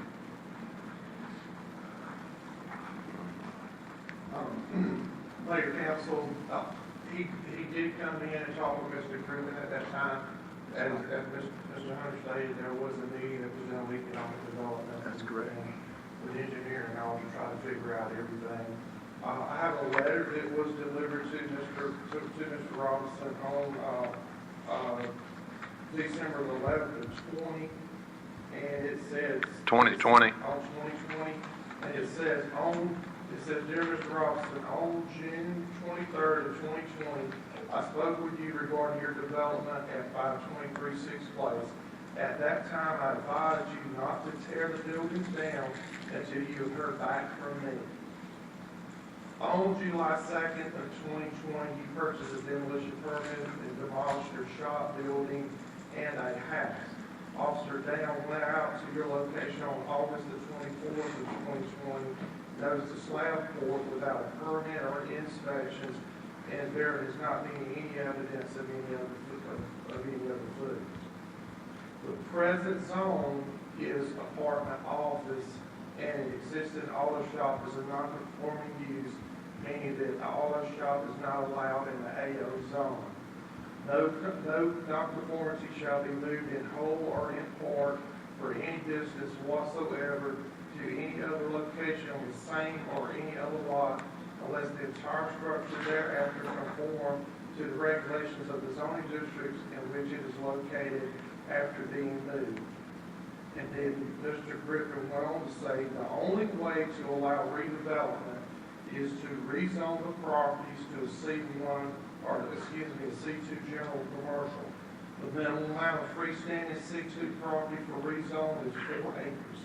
The rezoning will need to include the George Moore property that you have cars parked on at the time in order to meet the minimum. From the tax records, it looks like you have interest in 3 lots at 523 6th Place, lot 23, and lot 18 is in the name of James Wesley Meadows and care of Eddie J. Robinson. 525 6th Place is in the name of Calvin Robinson. If you're going to use these lots for your auto repair shop, you will need to get the lots in your name in order to rezone. You will also need to contact George Moore to rezone his property to meet the minimum 4 acres. There is also a right-of-way issue with a large awning on the right-of-way. To continue the use of this right-of-way, you will need the city to vacate and or city council to approve. I'll give you a copy of this, Mayor, just for your record. And I can provide council and everyone a copy of that. From what I remember, there was a fire. I don't know if a house burned or if there was a fire in the shop that burned, but something burned from what I remember. Therefore, that was why he was tearing it down. Now, I did not go up there in the initial, so I can't. That's just my knowledge of what I know. Okay. It was told to you? Yes, ma'am, it was told to me. I don't know if Officer Downs, if you witnessed any kind of fire up there at that time or not. Yes, sir. What kind of brought this back to our light after 20, it was put in Mr. Calvin's hands that he was gonna do something with it, so. Before he did anything. Before he did anything. So, Kev, in this. But it was kind of, he kind of put the cart before the horse, in fact, he went well and started doing something before he actually come and got all this, everything in order to what he needed to do to meet the requirements. But this was brought back into light. Someone called complaining about seeing vagrancies on the property. Saying what now? Vagrants on the property, other items along 6th Street that was on the city property. There was people who was up there setting fires and burning stuff. There was other trash and debris and things that were all over the property that's up there. So that's what kind of brought it back to light. So when we went up there and looked at it, that's when we got to looking to see that, hey, Mr. Calvin still has this awning up, but Mr. Calvin doesn't have, proper facilities to office space and things like that for him to run a business there. He was still kind of really just running it in a non-conforming establishment. That's when we come up and found out, hey, he's not moved forward with this, so we need to stop this now while we can get ahead of this. To go back to Mr. Bailey's question about the nonconformity, our zoning ordinance does state that if a major nonconforming use, which is what this is, same thing with you as what yours would be. If a major nonconforming use is damaged in any manner, fire, tornado, it all applies with the zoning ordinance. Also, in other case studies that I've seen were in several places like down south where there were some tornadoes. When a tornado went through and tore down a bunch of billboards, the billboards at that time were non-conforming. When they went back and did the apple comparison of 50% they use the 50%. It says, if a major non-conforming use is damaged in any way to the extent the restoration cost would exceed 50% of value of that use immediately before such damage occurred, then it would not be able to be rebuilt. There's been court cases that has upheld that standard. So it doesn't matter if I cause it, if it's by act of God. Force If majeure, something Jim. happens by either Force by act of majeure, God, yeah. it is held to the- And I follow what you're saying, but what would be the purpose to not allow somebody that's already there not to relocate there, other than somebody, like he said a while ago, and this is no reflect, we're not trying to take nobody's property, and I ain't accusing anybody trying to take mine. But other than somebody trying to make that property something that it's not ready to be at that time. Yes, sir. That's what I'm saying. Maybe it's gonna be a motel where I'm sitting one day, but it might be 2028 for that motel's ready to be sitting there. But if a tornado hit me tomorrow, why would I not be allowed to stay there till that motel comes in and ready to get it? That's the part I've never understood. Yes, sir. Is a time comes for change for everything. It really does.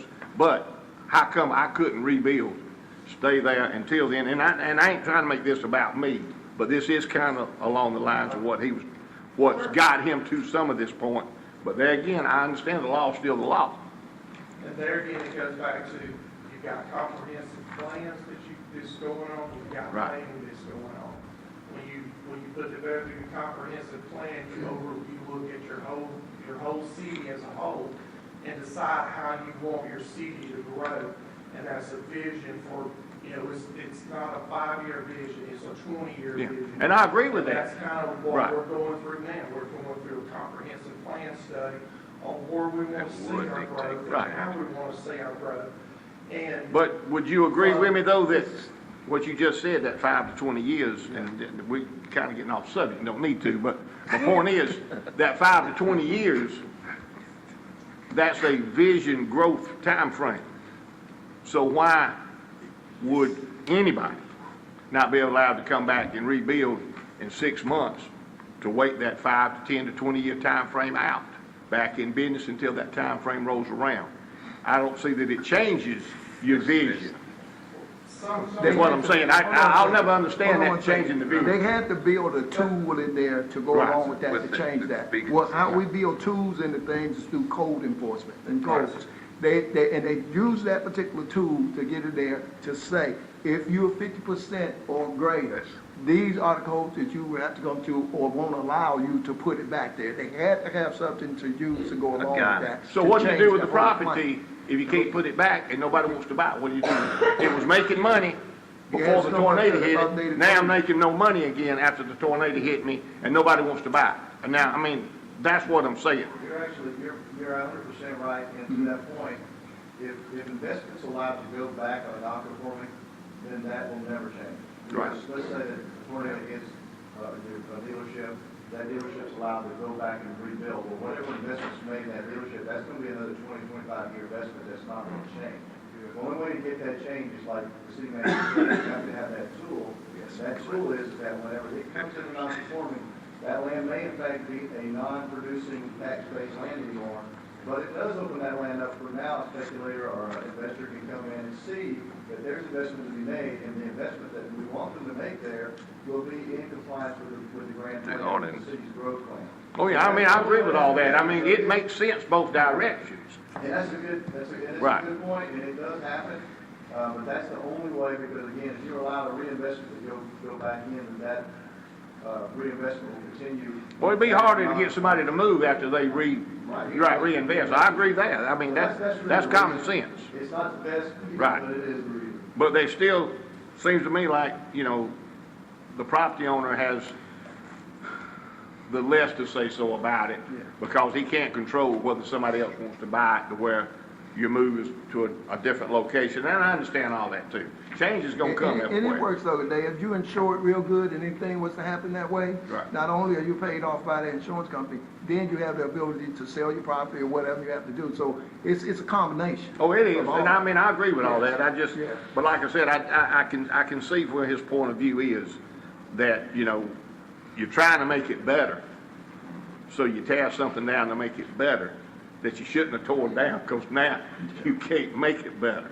So I understand, I mean, it's a catch-22. Yes. I understand it, but yet, you still gotta go down there and get the right permits to build it better, if they was gonna let you build it back better. Let me ask this. So that's kinda where you got, like you said, you got ahead of yourself when you tore it down after being told not to tear it down until Kevin, they let you know. did you all see this letter? And you still chose to go and, That was after he had torn. yeah. And see, that's the thing, I have other documentation in September. The year came out and gave me a list of things to do. When did you start doing those things? I had started doing things in July for demolition. I already had a permit for demolition in July. And then he came back up there and I guess somebody told him about the slab. I poured the slab. I'm at fault for that.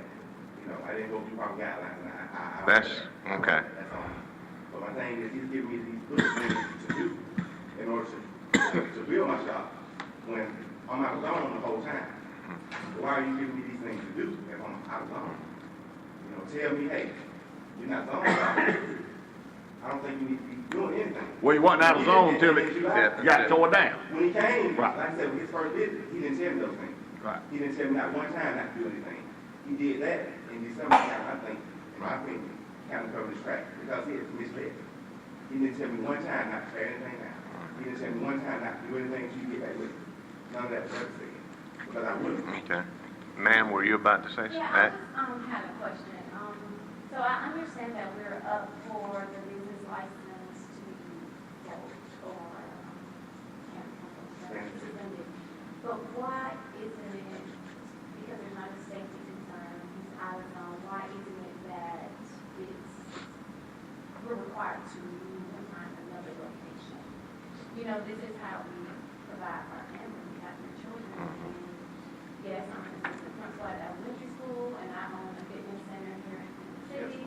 So we have, you know, some things going on, but I just don't understand why is this the next step? It just seems like there should be other steps that should have come before this, and then when we get comply with that, then we should be up for having the license revoked. But with his first citation being given yesterday, and then correspondence coming December 2020, that's going to summarize things that have happened since June 2020, it just doesn't seem like it's fair. And I know there were things that we should have done on our part, but I'm just confused on why we're taking the license versus requiring us to relocate the business. Well, to be honest, I was going to ask that same. I was going to ask what his options are. Are there any options? Like, we know he needs to move, and we're not fighting to stay there, but. We understand. Business is. Are there any options he has from a relocation standpoint? It's following. I mean, that was my question as well. Just following what they read through, that's already written, right? On what you got there, that's what's there. Now, say it again. Go ahead. What Mr. Gordy was asking. Are there any other options, Ray, or what? At this point, based on what we're hearing, He has that option is just about there. Go ahead, but automatically. If we revoke the license, it's probably not fair. Yeah, because he can't build. And if we don't revoke the license, the option is there for him to move somewhere else and no longer stay there if the license is not revoked. The key to revoking the license is Exactly. to shut down the operation that's going on now. Correct, Because in he that don't want you location. to no longer operate there. That's the situation. But does it have to Yeah. be over here? That's part of it. That's part of the revocation, is it comes along with a year suspension of license too, I'm assuming. Yeah. And you no longer be able to relocate there anyway. Right. Yeah. But that's what I'm saying, but if your license is not revoked, I'm assuming you would have to relocate somewhere else if you choose to stay in business. Yes. We're going to ask if the attorney had an That's opinion right. on that. There may be. That's what I was going to ask. You may want to stipulate in the motion that the license for that specific location. Location. Yeah. In other words, not for Mr. Robertson. Not for him specifically, so he can still get a business license at a different location, so long as it met the zoning requirements at a different location. Yeah. So he could still get a business license in the city of Phenix City For just, Nobody Just not that location. can get a business license for that location for an auto repair. because of the So you might- zoning. Yeah. He can't stay there anyway. Right. Exactly. If fashion your motion suggests that, then he still may be out of business for the short term, but if in a month he can find a location, that may be a workaround, but that would be something the attorney might. Yeah. Could we amend it? I think it would be reasonable If we, to let him find another location, to open his business up, you know, next week or next Whenever. month, whatever. I think that if we ever got tested on that, you know, we'd have a hard time defending, you know, like, Wallace said, it's Yeah, suspended for 1 year at that location. Yeah, because we don't want to put the council in a situation where we're not being consistent and we don't have, because you know how we will get attacked and we don't, as I've said, we don't operate that way. So what's the best way to give us the guidance on what's the best way to do this, to keep us out of that situation, us being the stipulation council? in there that, Chief talked stipulation? about, because Mr. Robinson know he got problems there. We're gonna revoke the license at that They know location. they got Yeah. problems Location. there, because even the other landowner that was there, you know, we talked about that back Okay. then. Was that ever, did anybody ever find that person? You know, he had an agreement with your father back years ago, but it wasn't in writing. Yeah, that's right. Yes, yes, Okay. yeah. Chief, you got something? You got I was something? just gonna say that on the resolution, it specifically says that address. Right. Right. So I think again. We're covered. Yeah, we're covered. Mr. Graham? As long as you come apply for a business license, that's Yeah, not that that- location, then as long as in that zoning and so forth, it should be an issue. Yeah. Okay. So it won't prohibit you from Open. a month, even a month from now, whenever that When is. you look back at the other businesses, those are similar kind of things. I mean, obviously, we would still have to do. They still have to go through the Be in process. compliance. Right. But in their case, they're absolutely right. They're more of a technical zoning issue more than it is a public safety issue. Right. There is some. Well, that's why I wanted to bring up what I brought up, because it's more zoning than it is anything. That's where we are. So again, I think that's where we're at. That address is already there. So At address that is location. not so much in personally. Okay. Okay. I'm seeing a sidebar over here. Are we on the same page? Mr. Graham and Mr. Hunter? Based on how it reads, and you want to state that again, Chief, as we've seen it, it says at that location, at that address. Yeah. So that does not prohibit you all from doing another Going and bidding location. somewhere else. Let me ask you, not that I would, but I did attain 525 and 527. So say I was to do that. Is that, Well, I mean, Well, it's next door to you, isn't it? right? You're still not zoned. You're That's the still not thing. zoned. If you can change the It's a zone, zoning on- issue. I'm just curious. right. No, no, no. Man, But to if the do that guy- zone, he wants. He's smart. He wants. Yeah. I'm ready to go in another direction with that property anyway. Oh, Because I okay. can kind of see. Right. But if it was changed, if the zoning Zoning was changed, correct. yes. But until the zoning's changed, it's the same issue next door across the street or in the backyard. My last issue is, the cars that I have there now, they're going to customers. Some will give me a deposit, some are in line to be repaired. Yeah, if my license is revoked as of today, how do I proceed to those?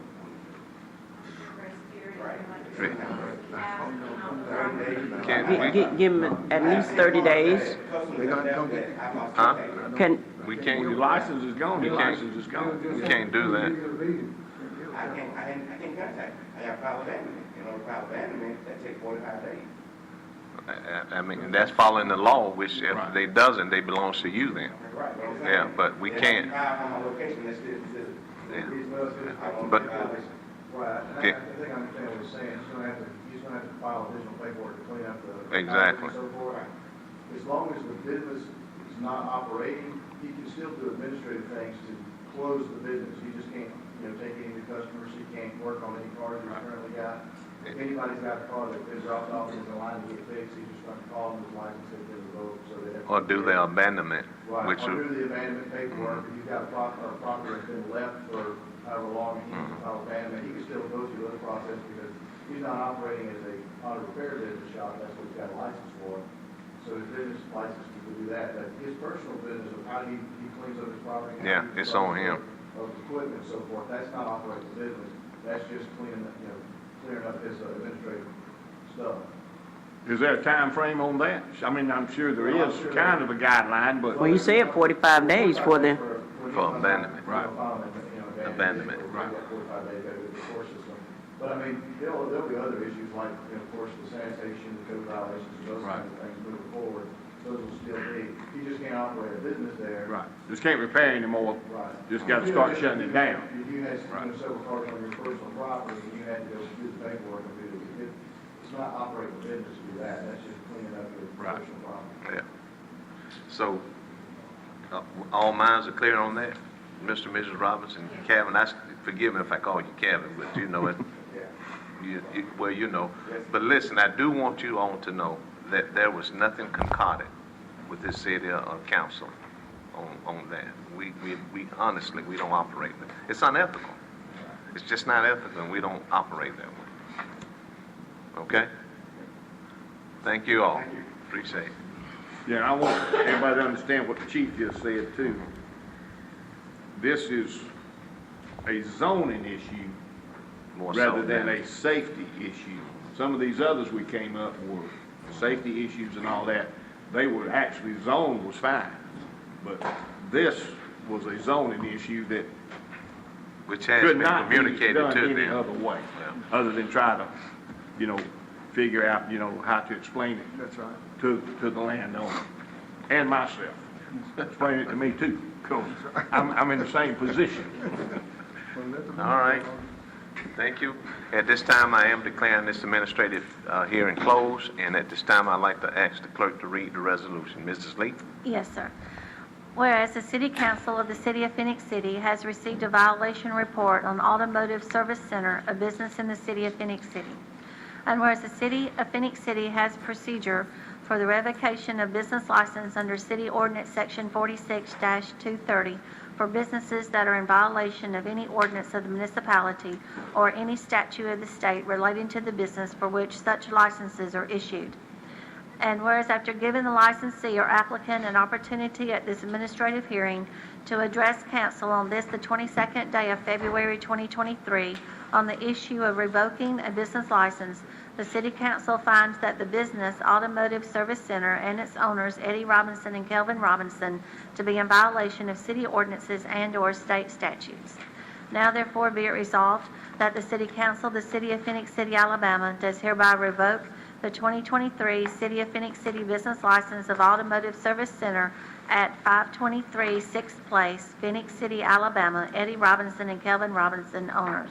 Passed, approved, and adopted this 22nd day of February 2023. Okay. Thank you, Mrs. Lee. Yes, sir. Council, we've heard the resolution. At this time, I'd like to ask for a motion, please. Motion to approve. All right, we have a motion from Councilman Gordon. May I have a second? Second. Second, Councilman Day. Okay, any comments or discussion? Seems like we've had those, but I still wanted to ask. So if not, with that, we'd like to call for the vote. Mrs. Lee? Yes, sir. Councilmember Day? Yes. Councilmember Carter? yes. Councilmember Bailey? Yes. Councilmember Gordy? Yes. Mayor Lo? Yes. Thank you. Okay, council proceeding on, also on the administration, is a resolution in reference to authorizing and directing the mayor and city manager to sign settlement agreement between Russell County versus Phoenix City, Alabama, case number 57-CV-2019-900048 regarding the housing of Phoenix City inmates in the Russell County Jail. Mrs. Lee. Yes, sir. Whereas the City of Phoenix City authorized the law firm of McCoon & Gamble to represent the interest of the City of Phoenix City in the Russell County versus Phoenix City, Alabama, and the Circuit of Russell County, Alabama, case number 57-CV-2019-900048, regarding the housing of Phoenix City inmates in the Russell County Jail. And whereas the City of Phoenix City has been notified through McCoon & Gamble of a proposed settlement in the matter.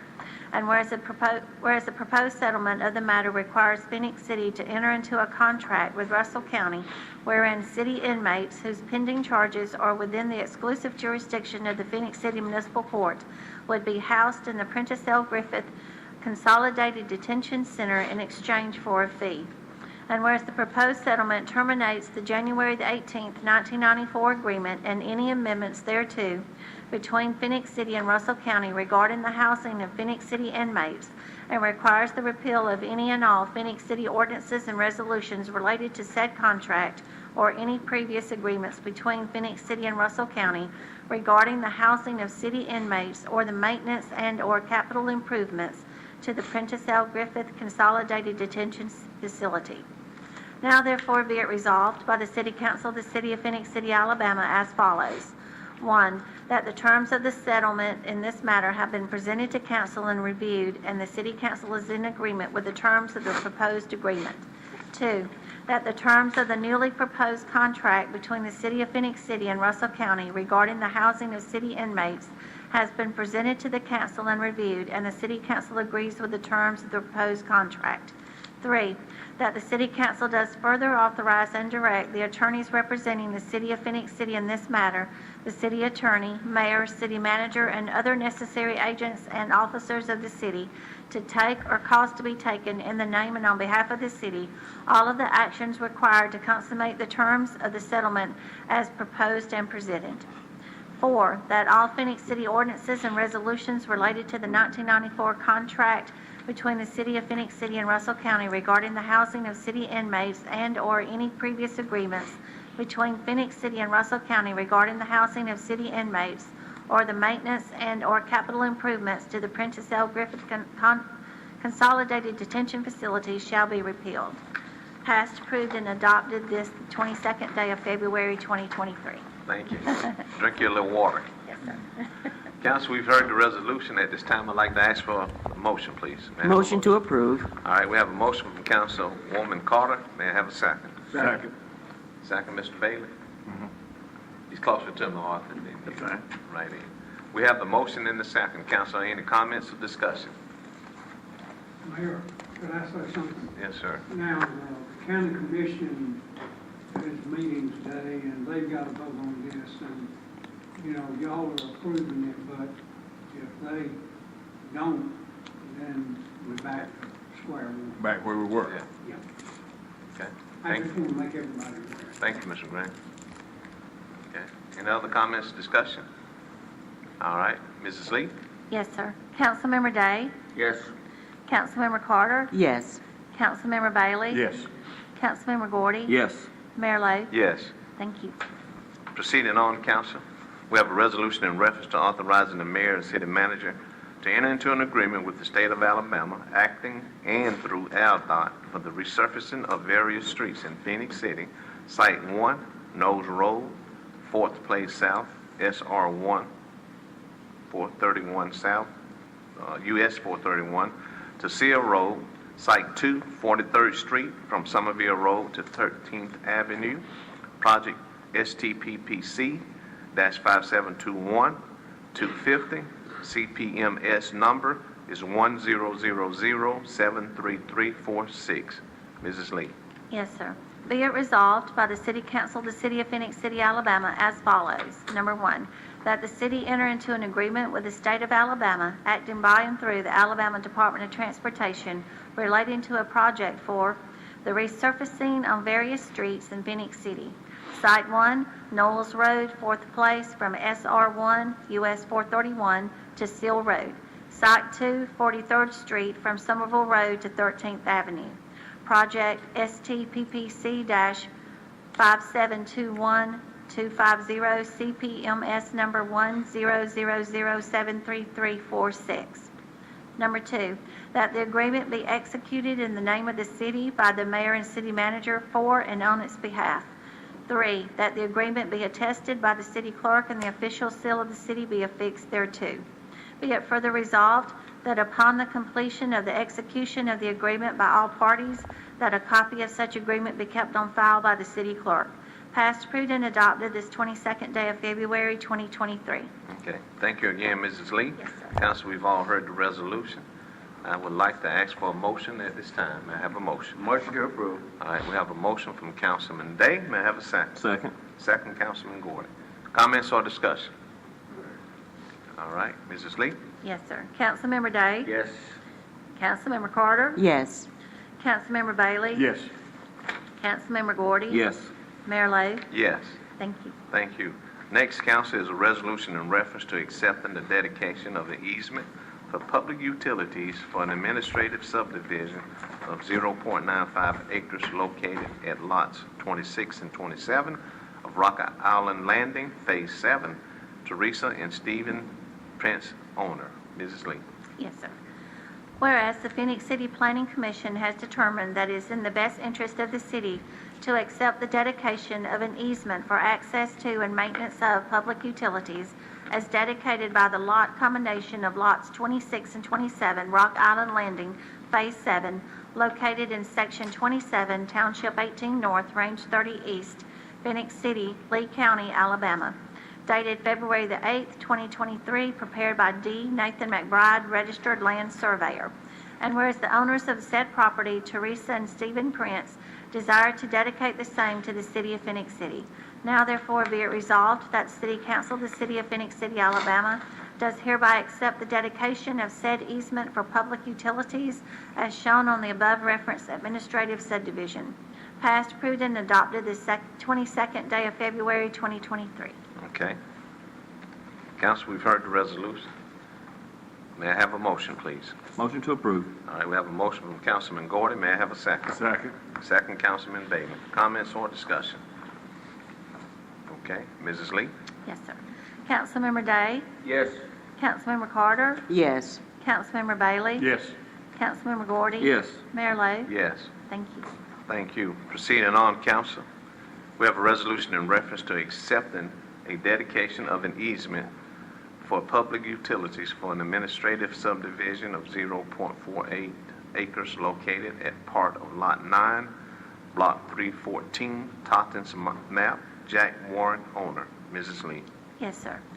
Whereas the Phoenix City Planning Commission has determined that it is in the best interest of the city to accept the dedication of an easement for access to and maintenance of public utilities as dedicated by the plat of property division for Jack Warren located in Section 22, Township 17 North, Range 30 East, Phoenix City, Russell County, Alabama, dated January the 30th, 2023, prepared by Timothy W. Simpson, Registered Land Surveyor. And whereas the owner of said property, Jack Warren, desires to dedicate the same to the city of Phoenix City.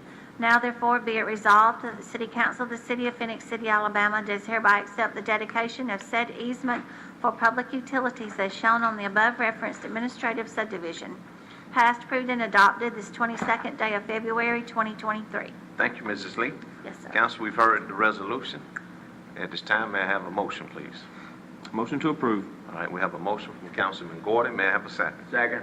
Second, Councilman Day. Comments or discussion? Call for the vote. Mrs. Lee? Yes, sir. Councilmember Day? Yes. Councilmember Carter? Yes. Councilmember Bailey? Yes. Councilmember Gordon? Yes. Mayor Lo? Yes. Thank you. Thank you. And council, also proceeding on the administration is a resolution in reference to accepting the annual transportation plan report. Mrs. Lee? Yes, sir. Whereas the City of Phoenix City, Alabama is required by the Rebuild Alabama Act to file an annual report detailing expenditures set out in the annual transportation plan. And whereas the city has prepared the report. Now therefore be it resolved that the City Council of the City of Phoenix City, Alabama accepts the annual transportation report as submitted. Passed, approved, and adopted this 22nd day of February 2023. Okay. Thank you again, Mrs. Lee. Yes, sir. For the reading of the resolution, which the council we've all heard. At this time, I'd like to ask for a motion, please. May I have a Motion to approve, Mayor. All right, we have a motion by Councilperson Carter. May I have a second? Second. Second, Councilman Bailey. Comments or discussion? Okay. Mrs. Lee? Yes, sir. Councilmember Day? Yes. Councilmember Carter? Yes. Councilmember Bailey? Yes. Councilmember Gordy? Yes. Mayor Lo? Yes. Thank you. Ms. Carter, I almost said Johnson, but I had to catch myself. I'm with you, Mayor. Proceeding on, council, on the city clerk's department is a resolution in reference to declaring one black office chair as surplus to be sold as scrap or disposed of at the city landfill. Mrs. Lee. Yes, sir. Whereas the office of the city clerk's office of the City of Phoenix City, Alabama has items of personal property which are no longer needed for public or municipal purposes. And whereas Section 114356 of the Code of Alabama 1975 as amended authorizes the municipal governing body to dispose of unneeded personal property. Now therefore be it resolved by the City Council of the City of Phenix City, Alabama, that the following described property as listed below is hereby declared surplus to be sold as scrap or disposed of at the city landfill. 1 black office chair. Passed, approved, and adopted this 22nd day of February 2023. Okay, thank you, Ms. Lee. Yes, sir. Council, we've heard the resolution. May I have a motion, please? Motion to approve. All right, we have a motion from Councilman Day. May I have a second? Second. Second, Councilman Gordon. Any comments or discussion?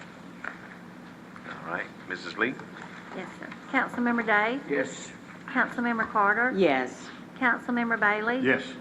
Councilmember Gordy? Yes. Mayor Lo? Yes. Thank you. And proceeding on, Council on the Parks and Recreation is a resolution in reference to declaring various items as surplus to be sold as scrap or disposed of at the city landfill. Mrs. Lee. Yes, sir. Whereas the City of Phenix City, Alabama Parks and Recreation Department has items of personal property which are no longer needed for public or municipal purposes. And whereas Section 114356 of the Code of Alabama 1975 authorizes the municipal governing body to dispose of personal property no longer needed for the City of Phenix City. Now therefore be it resolved by the City Council of the City of Phenix City, Alabama, that the described property as listed on the attached sheets labeled Exhibit 1, Exhibit 2, and Exhibit 3 are hereby declared surplus to be sold as scrap or destroyed at the city landfill if no one purchases it or uses it. Passed, approved, and adopted this 22nd day of February 2023. Okay, thank you again, Ms. Lee. Yes, sir. Council, all of us have heard the resolution, the reading of the resolution. At this time, may I have a motion, please? Motion to approve. All right, we have a motion from Councilman Gordon. May I have a second? Second. Second, Councilman Bailey. Comments or discussion? Okay, Mrs. Lee? Yes, sir. Councilmember Day? Yes. Councilmember Carter? Yes. Councilmember Bailey? Yes. Councilmember Gordy? Yes. Mayor Lo? Yes. Thank you. Okay, and next, Council, we have a resolution in reference to authorizing and directing the mayor and city manager to sign a contract with Spear Entertainment Services for Mother Finest to perform at the Phenix City Amphitheater on May 5th, 2023, in an amount not to exceed $12,500. Mrs. Lee. Yes, sir. Whereas the City of Phenix City desires to provide quality entertainment for its citizens, and whereas the City of Phenix City would like to enter into a contract with Spear Entertainment Services for Mother's Finest to perform at the Phenix City Amphitheater on May the 3rd, 2023. And whereas the City of Phenix City agrees to pay a total of $12,500 split into 2 equal parts, with the first to be paid up front as a deposit and the other to be paid to the band at sound check. Now therefore be it resolved that the City Council of the City of Phenix City, Alabama does hereby authorize and direct the mayor and city manager as authorizing officials to sign the contract with Spear Entertainment Services for Mother's Finest to perform at the Phenix City Amphitheater on May the 5th, 2023, in an amount not to exceed $12,500. Passed, approved, and adopted this 22nd day of February 2023. Okay. Council, we've heard the resolution from our clerk, the reading of the resolution. At this time, I'd like to ask this council for a motion, please. May I have a motion? Motion to approve. All right, motion by Councilman Day. May I have a second? Second. Second, Councilman Gordon. Comments or discussion? Okay, call for the vote. Mrs. Lee? Yes, sir. Councilmember Day? Yes. Councilmember Carter? Yes. Councilmember Bailey? Yes. Councilmember Gordy? Yes. Mayor Lo? Yes. Thank you. Thank you. Proceeding on, council. We have a resolution in reference to authorizing and directing the mayor and city manager to sign a contract with Arcartis for Shannon Steele to perform at the Phenix City Amphitheater on May 6, 2023, in an amount not to exceed $4,000. Mrs. Lee. Yes, sir. Whereas the City of Phenix City desires to provide quality entertainment for its citizens, and whereas the City of Phenix City would like to enter into a contract with art artist for Shannon Steele to perform at the Phenix City Amphitheater on May the 6th, 2023. And whereas the City of Phenix City agrees to pay a total of $4,000 split into 2 equal parts, with the first to be paid up front as a deposit and the other to be paid to the band at sound check. Now therefore be it resolved that the City Council of the City of Phoenix City, Alabama does hereby authorize the mayor and city manager to sign the contract with art artist for Shayna Steele to perform at the Phoenix City Amphitheater on May the 6th, 2023, in an amount not to exceed $4,000. Passed, approved, and adopted this 22nd day of February, 2023. Okay. Council, we've heard the resolution. At this time, I'd like to ask for a motion, please. Motion to approve. All right, we have a motion from Councilman Bailey. May I have a second? Second. Second, Councilwoman Carter.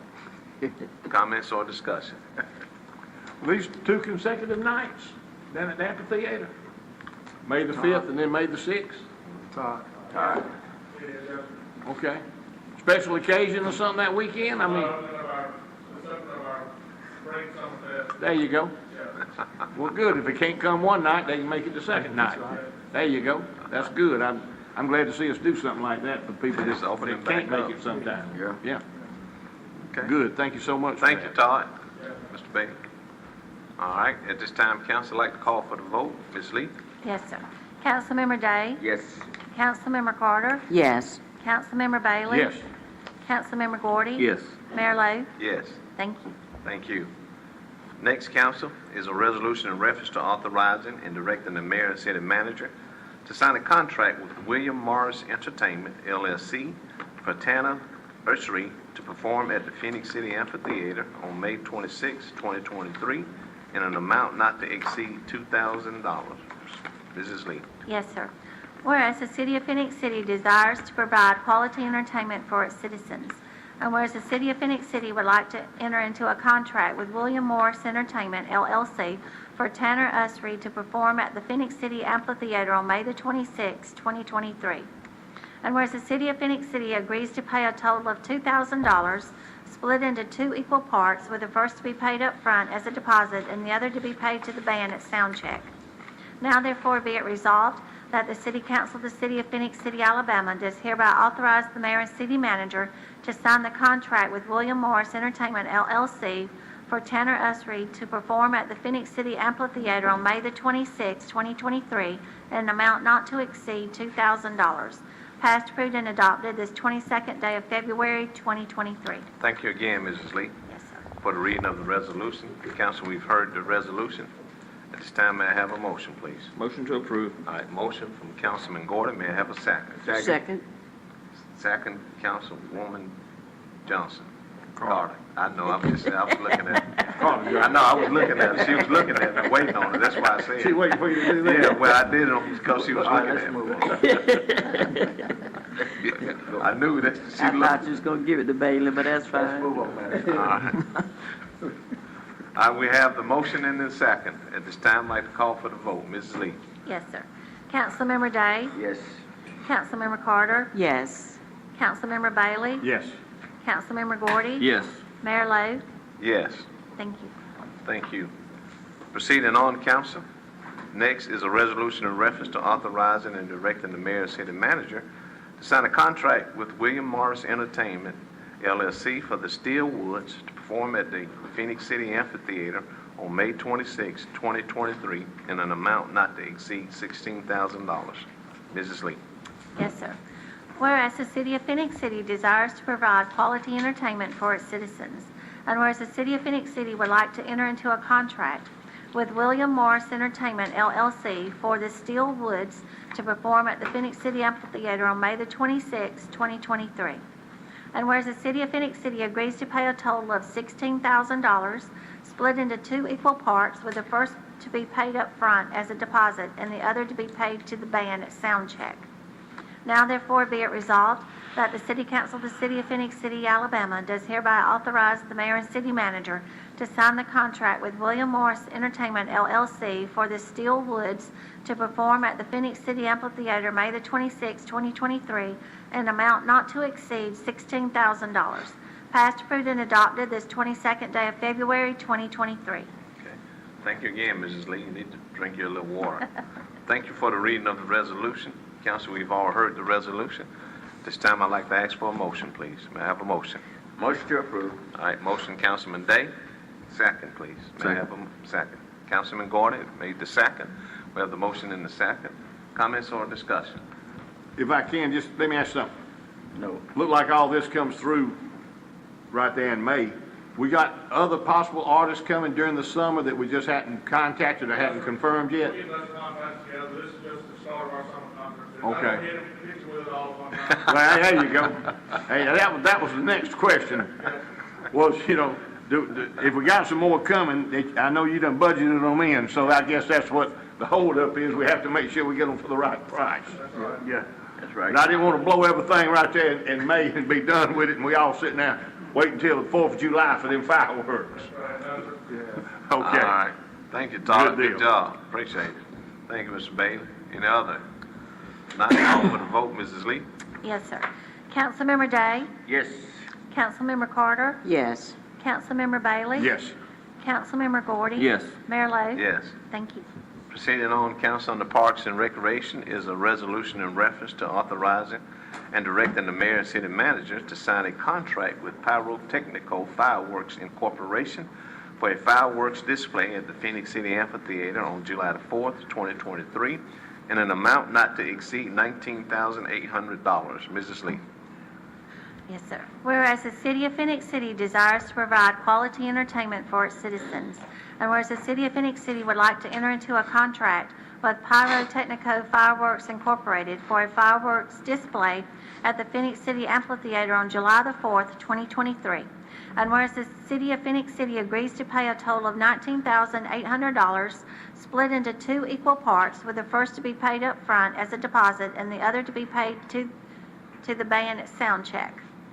Now therefore be it resolved that the City Council of the City of Phoenix City, Alabama does hereby authorize and direct the mayor and city manager to sign the contract with Pyrotechnico Fireworks Incorporated for a fireworks display at the Phoenix City Amphitheater on July the 4th, 2023, an amount not to exceed $19,800. Pass approved.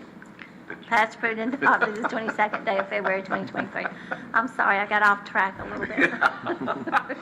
Hey, Apologize. I understand. What band are we? Well, that was Sound what threw check. me off. That's what I'm Yeah. saying, yeah. I understand. I mean, I sat there and looked at that and I said, well, hold on. Yeah, that's a good Ms. Lee, I understand. Trust me. Council, we've heard the resolution. We have to keep each other accountable. Good looking out for it.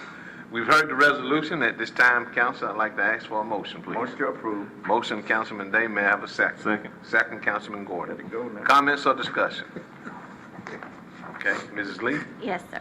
Councilmember Day? Yes. Councilmember Carter? Yes. Councilmember Bailey? Yes. Councilmember Gordy? Yes. Mayor Lo? Yes. Thank you. Well, can I show up with a band that day and get half the money? Because it says show up for sound check. Plug that guitar in and strum it one time All and right, tell let's them what move we on. check. Enough of that. Me and Arthur show up as a duo. No. Let's move on. That's enough of that. Proceeding on. Listen here. Proceeding on. Council also on the Parks and Recreation is a resolution in reference to authorizing and directing the mayor and city manager to sign a contract with Pyrotechnical Fireworks Incorporation for fireworks display at the Phoenix City Amphitheater on December the 7th, 2023, in an amount not to exceed $16,000. Mrs. Lee. Yes, sir. Whereas the City of Phoenix City desires to provide quality entertainment for its citizens, and whereas the City of Phoenix City would like to enter into a contract with Pyrotechnico Fireworks Incorporated for a fireworks display at the Phoenix City Amphitheater on December the 7th, 2023. And whereas the City of Phoenix City agrees to pay a total of $16,000 split into 2 equal parts, with the first to be paid up front as a deposit and the other to be paid to the band at sound check. That's what it says. Now therefore be it resolved that the City Council of the City of Phoenix City, Alabama does hereby authorize and direct the mayor and city manager to sign the contract with Pyrotechnico Fireworks Incorporated for a fireworks display at the Phoenix City Amphitheater on December the 7th, 2023, an amount not to exceed $16,000. Passed, approved, and adopted this 22nd day of February 2023. Okay, thank you, Ms. Lee. Council, we've heard the resolution. At this time, I'd like to ask for a motion. please. Motion to approve. We have a motion from Councilman Gordon. May I have a second? Second. Second from Councilmember Carter. We got the motion in the second. Any comments or discussion?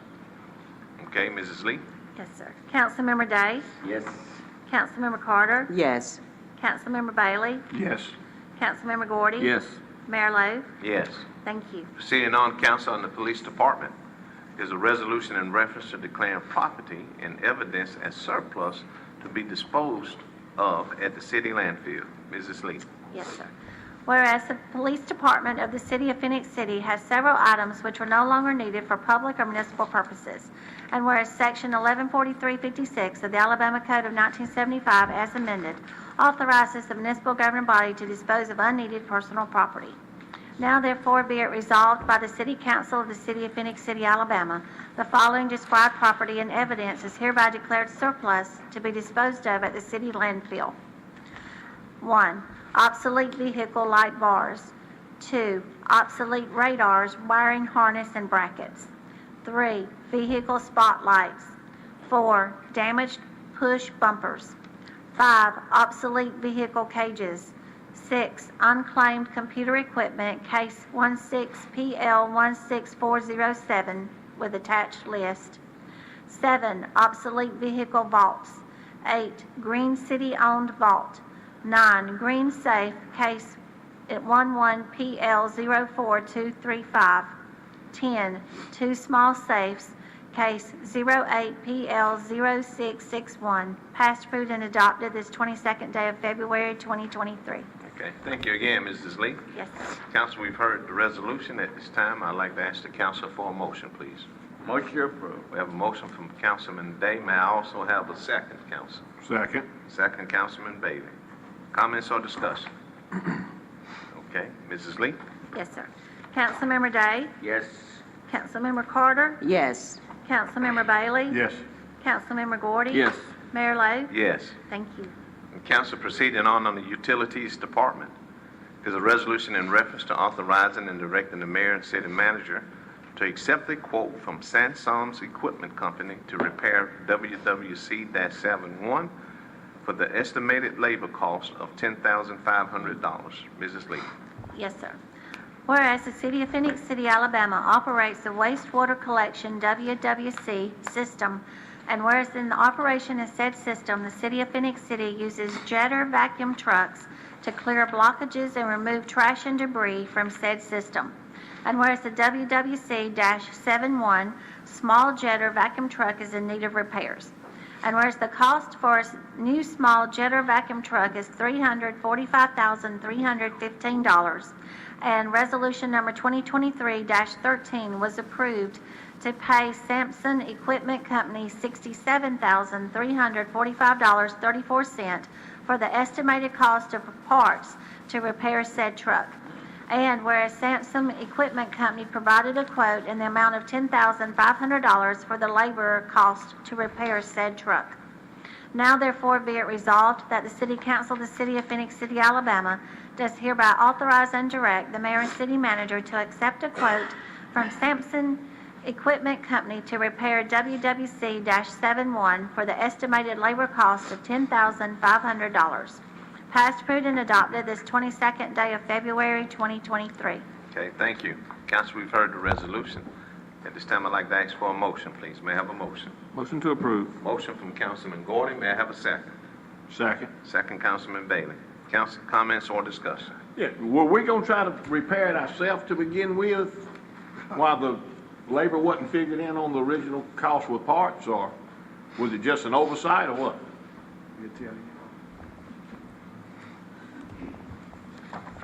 Yes, sir, Councilman Bailey. Originally, we had that small vacuum truck that went to the home shop at Public Works, and they weren't able to repair it, and so then we notified this company and let them know, based off what the shop was telling us, some of the things were going wrong with the truck, and they provided us the estimate on those parts and the equipment to do the repair.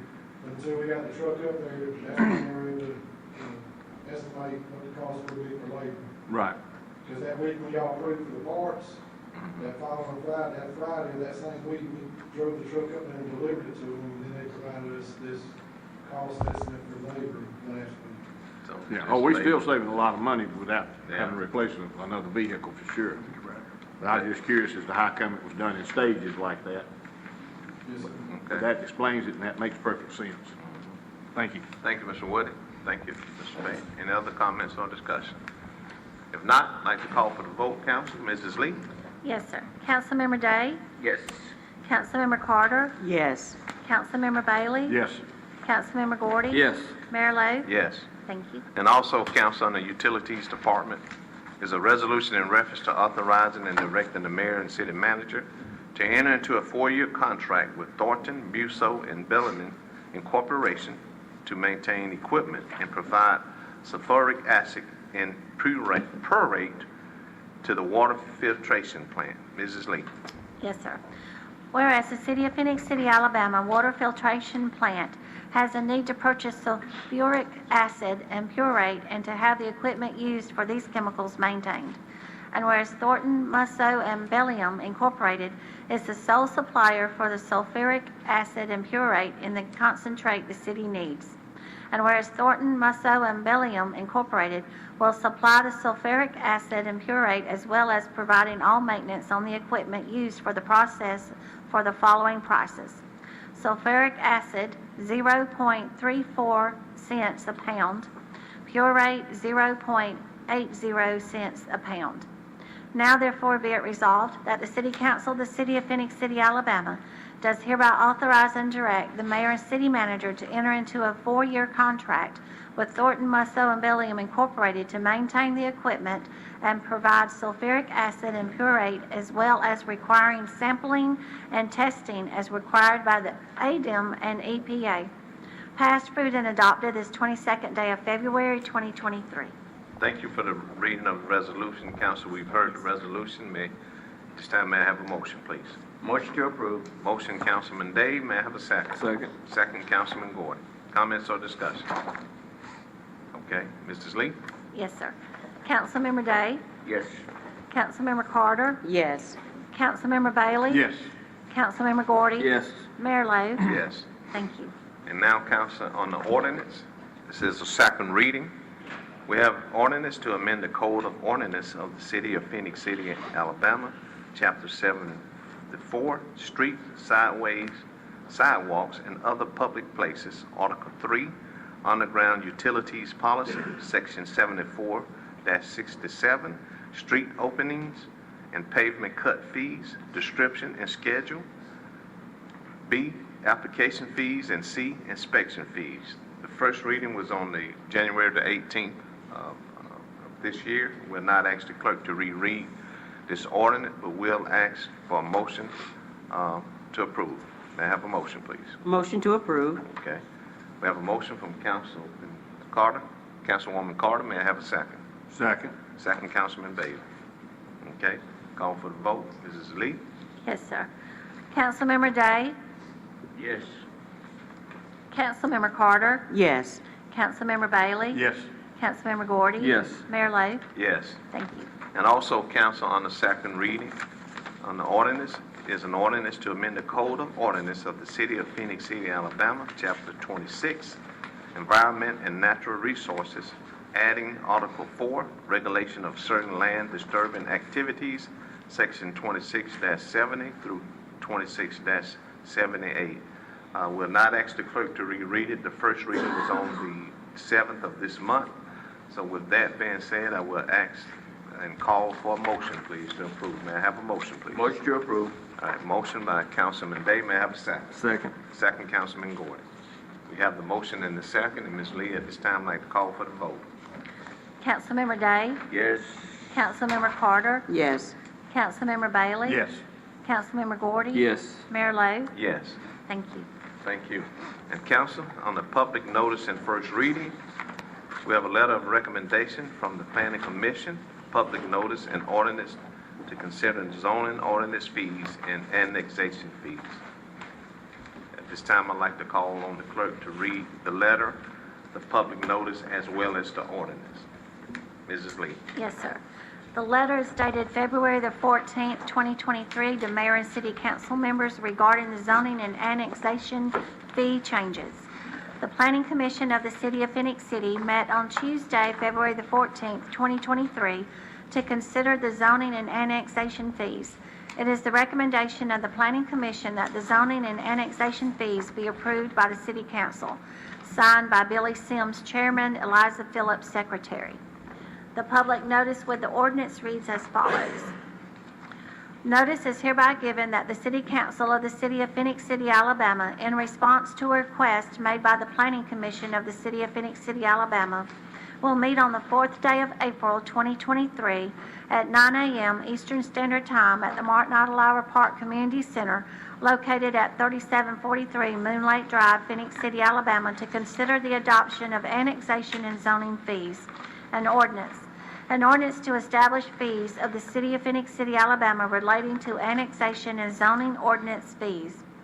Whereas the Council of the City of Phenix City, Alabama established a schedule for application fees for consideration of all approvals, permits, certificates, and public hearings. And whereas such fees shall be computed so as to recover all costs incurred by the city in reviewing and processing annexation and zoning related requests, including advertising fees.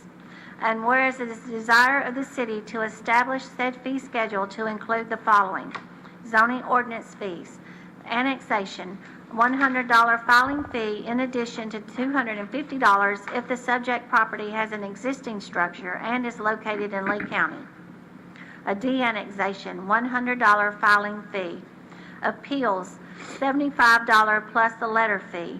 Variances, $75 plus the letter fee. Special exception, $75 plus the letter fee. Conditional use, $100 plus the letter fee. Statutory review, $100 filing fee. Amendments, rezoning and text, $125 plus the letter fee. Rezoning sign, $25 per sign. Zoning verification letter, $10. Home occupation application, $15. There is a certified letter fee that is $5 plus current postal rate per adjacent property owner, which must be paid when applications are submitted. All persons desiring to rezone real estate which is subject to the zoning ordinance of Phenix City, Alabama, shall make application to the Planning Commission and shall at the time of making said application certify to the Planning Commission that a sign has been posted on the property by the applicant at the time of application, notifying interested parties that a rezoning application has been filed. In addition, the Secretary of the Planning Commission shall send by registered mail a letter notifying the adjacent property owners of action pending.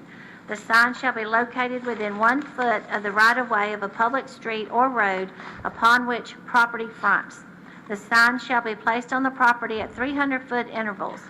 If the property in question has 300 feet or less frontage, one sign will suffice. Where the property does not front on an existing right-of-way, said sign shall be placed within the right-of-way of the nearest street or road. The sign shall furnish the following information: notice to rezone, the name of the owner, telephone number, address of the property, present zoning, proposed use of the property. For additional information, call the office of the city planner, City of Phenix City, Alabama. Said sign or signs shall be 24 by 36 with black lettering on a white background. Said sign or signs shall be purchased at time of application.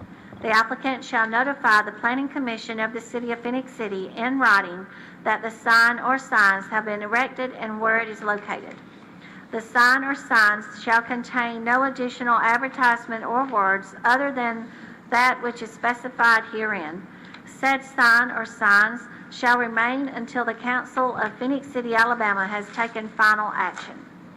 Now therefore be it ordained that the City Council of the City of Phenix City, Alabama hereby establishes said fee schedule of application fees for consideration of all approvals, permits, certificates, subdivision review, and public hearings. At said meeting, all persons desiring to be heard concerning the zoning and annexation fees to the zoning ordinance may appear before the council at the aforementioned time and place to be heard. Passed, approved, and adopted this 22nd day of February 2023. Thank you, Ms. Lee. Yes, sir. Council, we've heard the reading of the letter. We've heard the public notice. And at this time, council, I would like to ask at the pleasure of this council if we can have a motion to accept the letter, approve the public notice, and to place this ordinance on first reading. May I have a motion, please? Motion to accept the letter as read. Okay. And motion to place on first. We do have a motion from Councilman Day. May I have a second? Second. Second, Councilman Gordon. All right, call for the vote. Mrs. Lee? Yes, sir. Councilmember Day? Yes. Councilmember Carter? Yes. Councilmember Bailey? Yes. Councilmember Gordy? Yes. Mayor Lo? Yes. Thank you. Thank you. Next, council, on the board appointments. We do have one opening on the Downtown Redevelopment Authority. And at this time, council, I would like to ask for a motion to appoint Mrs. Van Potter to the Downtown Redevelopment Authority Board. May I have a motion to appoint? Motion to approve. Okay, we got a motion by Councilwoman Carter, and we have a second. Second. By Councilman Gordon. Okay, at this time, I'd like to call for the vote. Mrs. Lee? Yes, sir. Councilmember Day? Yes. Councilmember Carter? Yes. Councilmember Bailey? Yes. Councilmember Gordy? Yes. Mayor Lo? Yes. Thank you. And also, council, on the tree commission, we have one opening. And at this time, I'd like to call for a motion to appoint Mrs. Robin Young to the tree commission. May I have a motion to appoint? Motion to appoint, Ms. Young. Okay, we have a motion from Councilman Day. May I have a second? Second. Second from Councilman Bailey. Okay, Mrs. Lee? Yes, sir. Councilmember Day? Yes. Councilmember Carter? Yes. Councilmember Bailey? Yes. Councilmember Gordy? Yes. Mayor Lo? Yes. Thank you. Thank you. And now, council, at this time, I'd like to turn over to our attorney, Mr. Jimmy Graham. Mr. Graham? Mayor and council, we have one claim on the agenda. Today, it's a notice of claim filed by attorney Chris Brialt on behalf of Nefertiti Allure. Ms. Allure was involved in an automobile accident with a city vehicle on 8/19/2022 at US 431 and Knowles Road. She had property damage and bodily injuries. It was our fault. The memorandum recommends that you give me permission to negotiate a settlement, if one can be negotiated, with Mr. Brialt on behalf of Ms. Allure. Okay. Council, we've heard our attorney recommendation. At this time, I'd like to ask for a motion to approve his recommendation. Motion to approve. All right, motion from Councilman Gordon. May I have a second? Second. Second, Councilman Day. Okay. Call for the vote. Mrs. Lee? Yes, sir. Councilmember Day? Yes. Councilmember Carter? Yes. Councilmember Bailey? Yes. Councilmember Gordy? Yes. Mayor Lo? Yes. Mayor, that's all. Thank you. Thank you, Ms. Lee. Thank you, Mr. Grant. Council, we know it's been a long one, but it's been a good one. We've done what we're supposed to do, and we will continue to do that. So with that said, at this time, I'd like to ask the council if anyone has anything they want to add or take away. Yes, sir, Mayor. We want to thank those folks that stepping forward to serve on these various boards. We want to thank them for their willingness to do so, their civic duty, and my hat's off to them. Also, Mayor, I'd like to remind us tomorrow morning, 11:30, the local elected fellowship luncheon will be held here, and we ask that all council be present. That's all I have, Mayor. Thank you. All right, thank you. Anyone else? Before I turn over to the city manager? If I can, just real quickly, like to reiterate what was stated earlier. We had 3 people, different businesses came forward today for license to be revoked. All 3 of them had individual issues. All 3 of them were handled individually the way that we saw fit as a council. Nobody saw any preference in here. It may have seemed that way to some people, possibly, but there was no preference taken. No. There was different issues. That was the reason that each one of them were being looked at to be revoked. And the one that I'm sure I'm gonna get some phone calls, look like we might have tried to be somewhat favorable in trying to come to a solution. We tried to come to a solution in all of them. It's just that when it gets to this point right here, it has been, looking back at the things, it was 2, 3, 4, 5 years on some of them, on the length of time that it's been. So it was, nobody was pushed in this thing within the last 2 months, 3 months, 6 months, or anything like that. So just want them to understand that there was different issues on each one of them. They were all handled the same. They were all revoked. So, I don't want anybody out there to think that two of them got revoked, one of them didn't. They all three were revoked. So let everybody please understand that. And just kind of want to make sure that everybody did, because that was a little bit different this morning, having three of them all at one time. Thank you. Okay, anyone else? Let me just add, Mayor, Councilman Day, thank those citizens that give of their time and volunteer to serve on the boards. And I just want to acknowledge one that has served in our community for some time, and we received word that he passed away, Mr. James Eberhardt. He had served in many capacity in our community, and I had got to know him through the library board and another initiative in Phenix City, but unfortunately Mr. Eberhardt passed, and I was unaware of the funeral services, but we just want to thank once again our citizens. We got some great citizens in Phenix City for giving of their time and their talents to serve on these boards. It really means a lot to our community. So thank you, and God bless James Eberhardt, his family, for what he has done for this community. And lastly, I'd just like to remind our citizens that we still have in the works a Suit Up Drive. Once again, is just to gather clothing items for females that is going to benefit the transitional facility here in Phenix City at the Mother Mary Mission. So once again, if you are have any items that you would like to donate, you may contact the establishment itself or myself, and we'll be more than happy to pick up those donation items. We are collecting all through February, and we'll have the final turnover on March 1. And again, it is to benefit these women that are transitioning from homeless into a sustainable living facility. And so we want to help out in any way we can. So thank you for those that have given up their resources already. So we really, really appreciate that.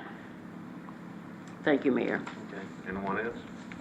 Mr. Hunter, anything? No, just like reiterate what Mr. Bailey was talking on, the subject matter. If anyone out there that's running a business that's looking at this program today, please listen to code enforcement. Please listen to the fire department inspections. Please listen to the police department when they come, because after so many visits and things get out of hand, we receive a lot of calls. And people do think that you can just reverse these things. And one of the families I'm very close to, that's the mother, brothers, and all of them known him since he was a kid. And it hurts you to sit here, after people have tried to tell them, this could cost you this problem. And then you hear them stand up here and they say, well, this is the livelihood of my family. And this way, if you know that, and you know your business that you're running is the livelihood of your family, please adhere and listen to every piece of advice that people are trying to get to you, so that you won't end up in these situations, or the comment that one guy kept making, saying we were stripping him of his way of making a living, and that's not the way it is, so try to avoid that. If you see anything that's a problem, get out in front of it and take care of it, because we do receive complaints, and we have to listen to those complaints from other people. And it's not just the city here or the people that's enforced. It's a reason why we're visiting places and trying to make sure these things don't happen, because it's a pretty tough day today, and I know y'all will agree with that. Yeah. That's those hearings, these type of hearings are the worst type. But at the same time, we're trying to advise people, please listen. Thank you. Thank you, Mr. Hunter.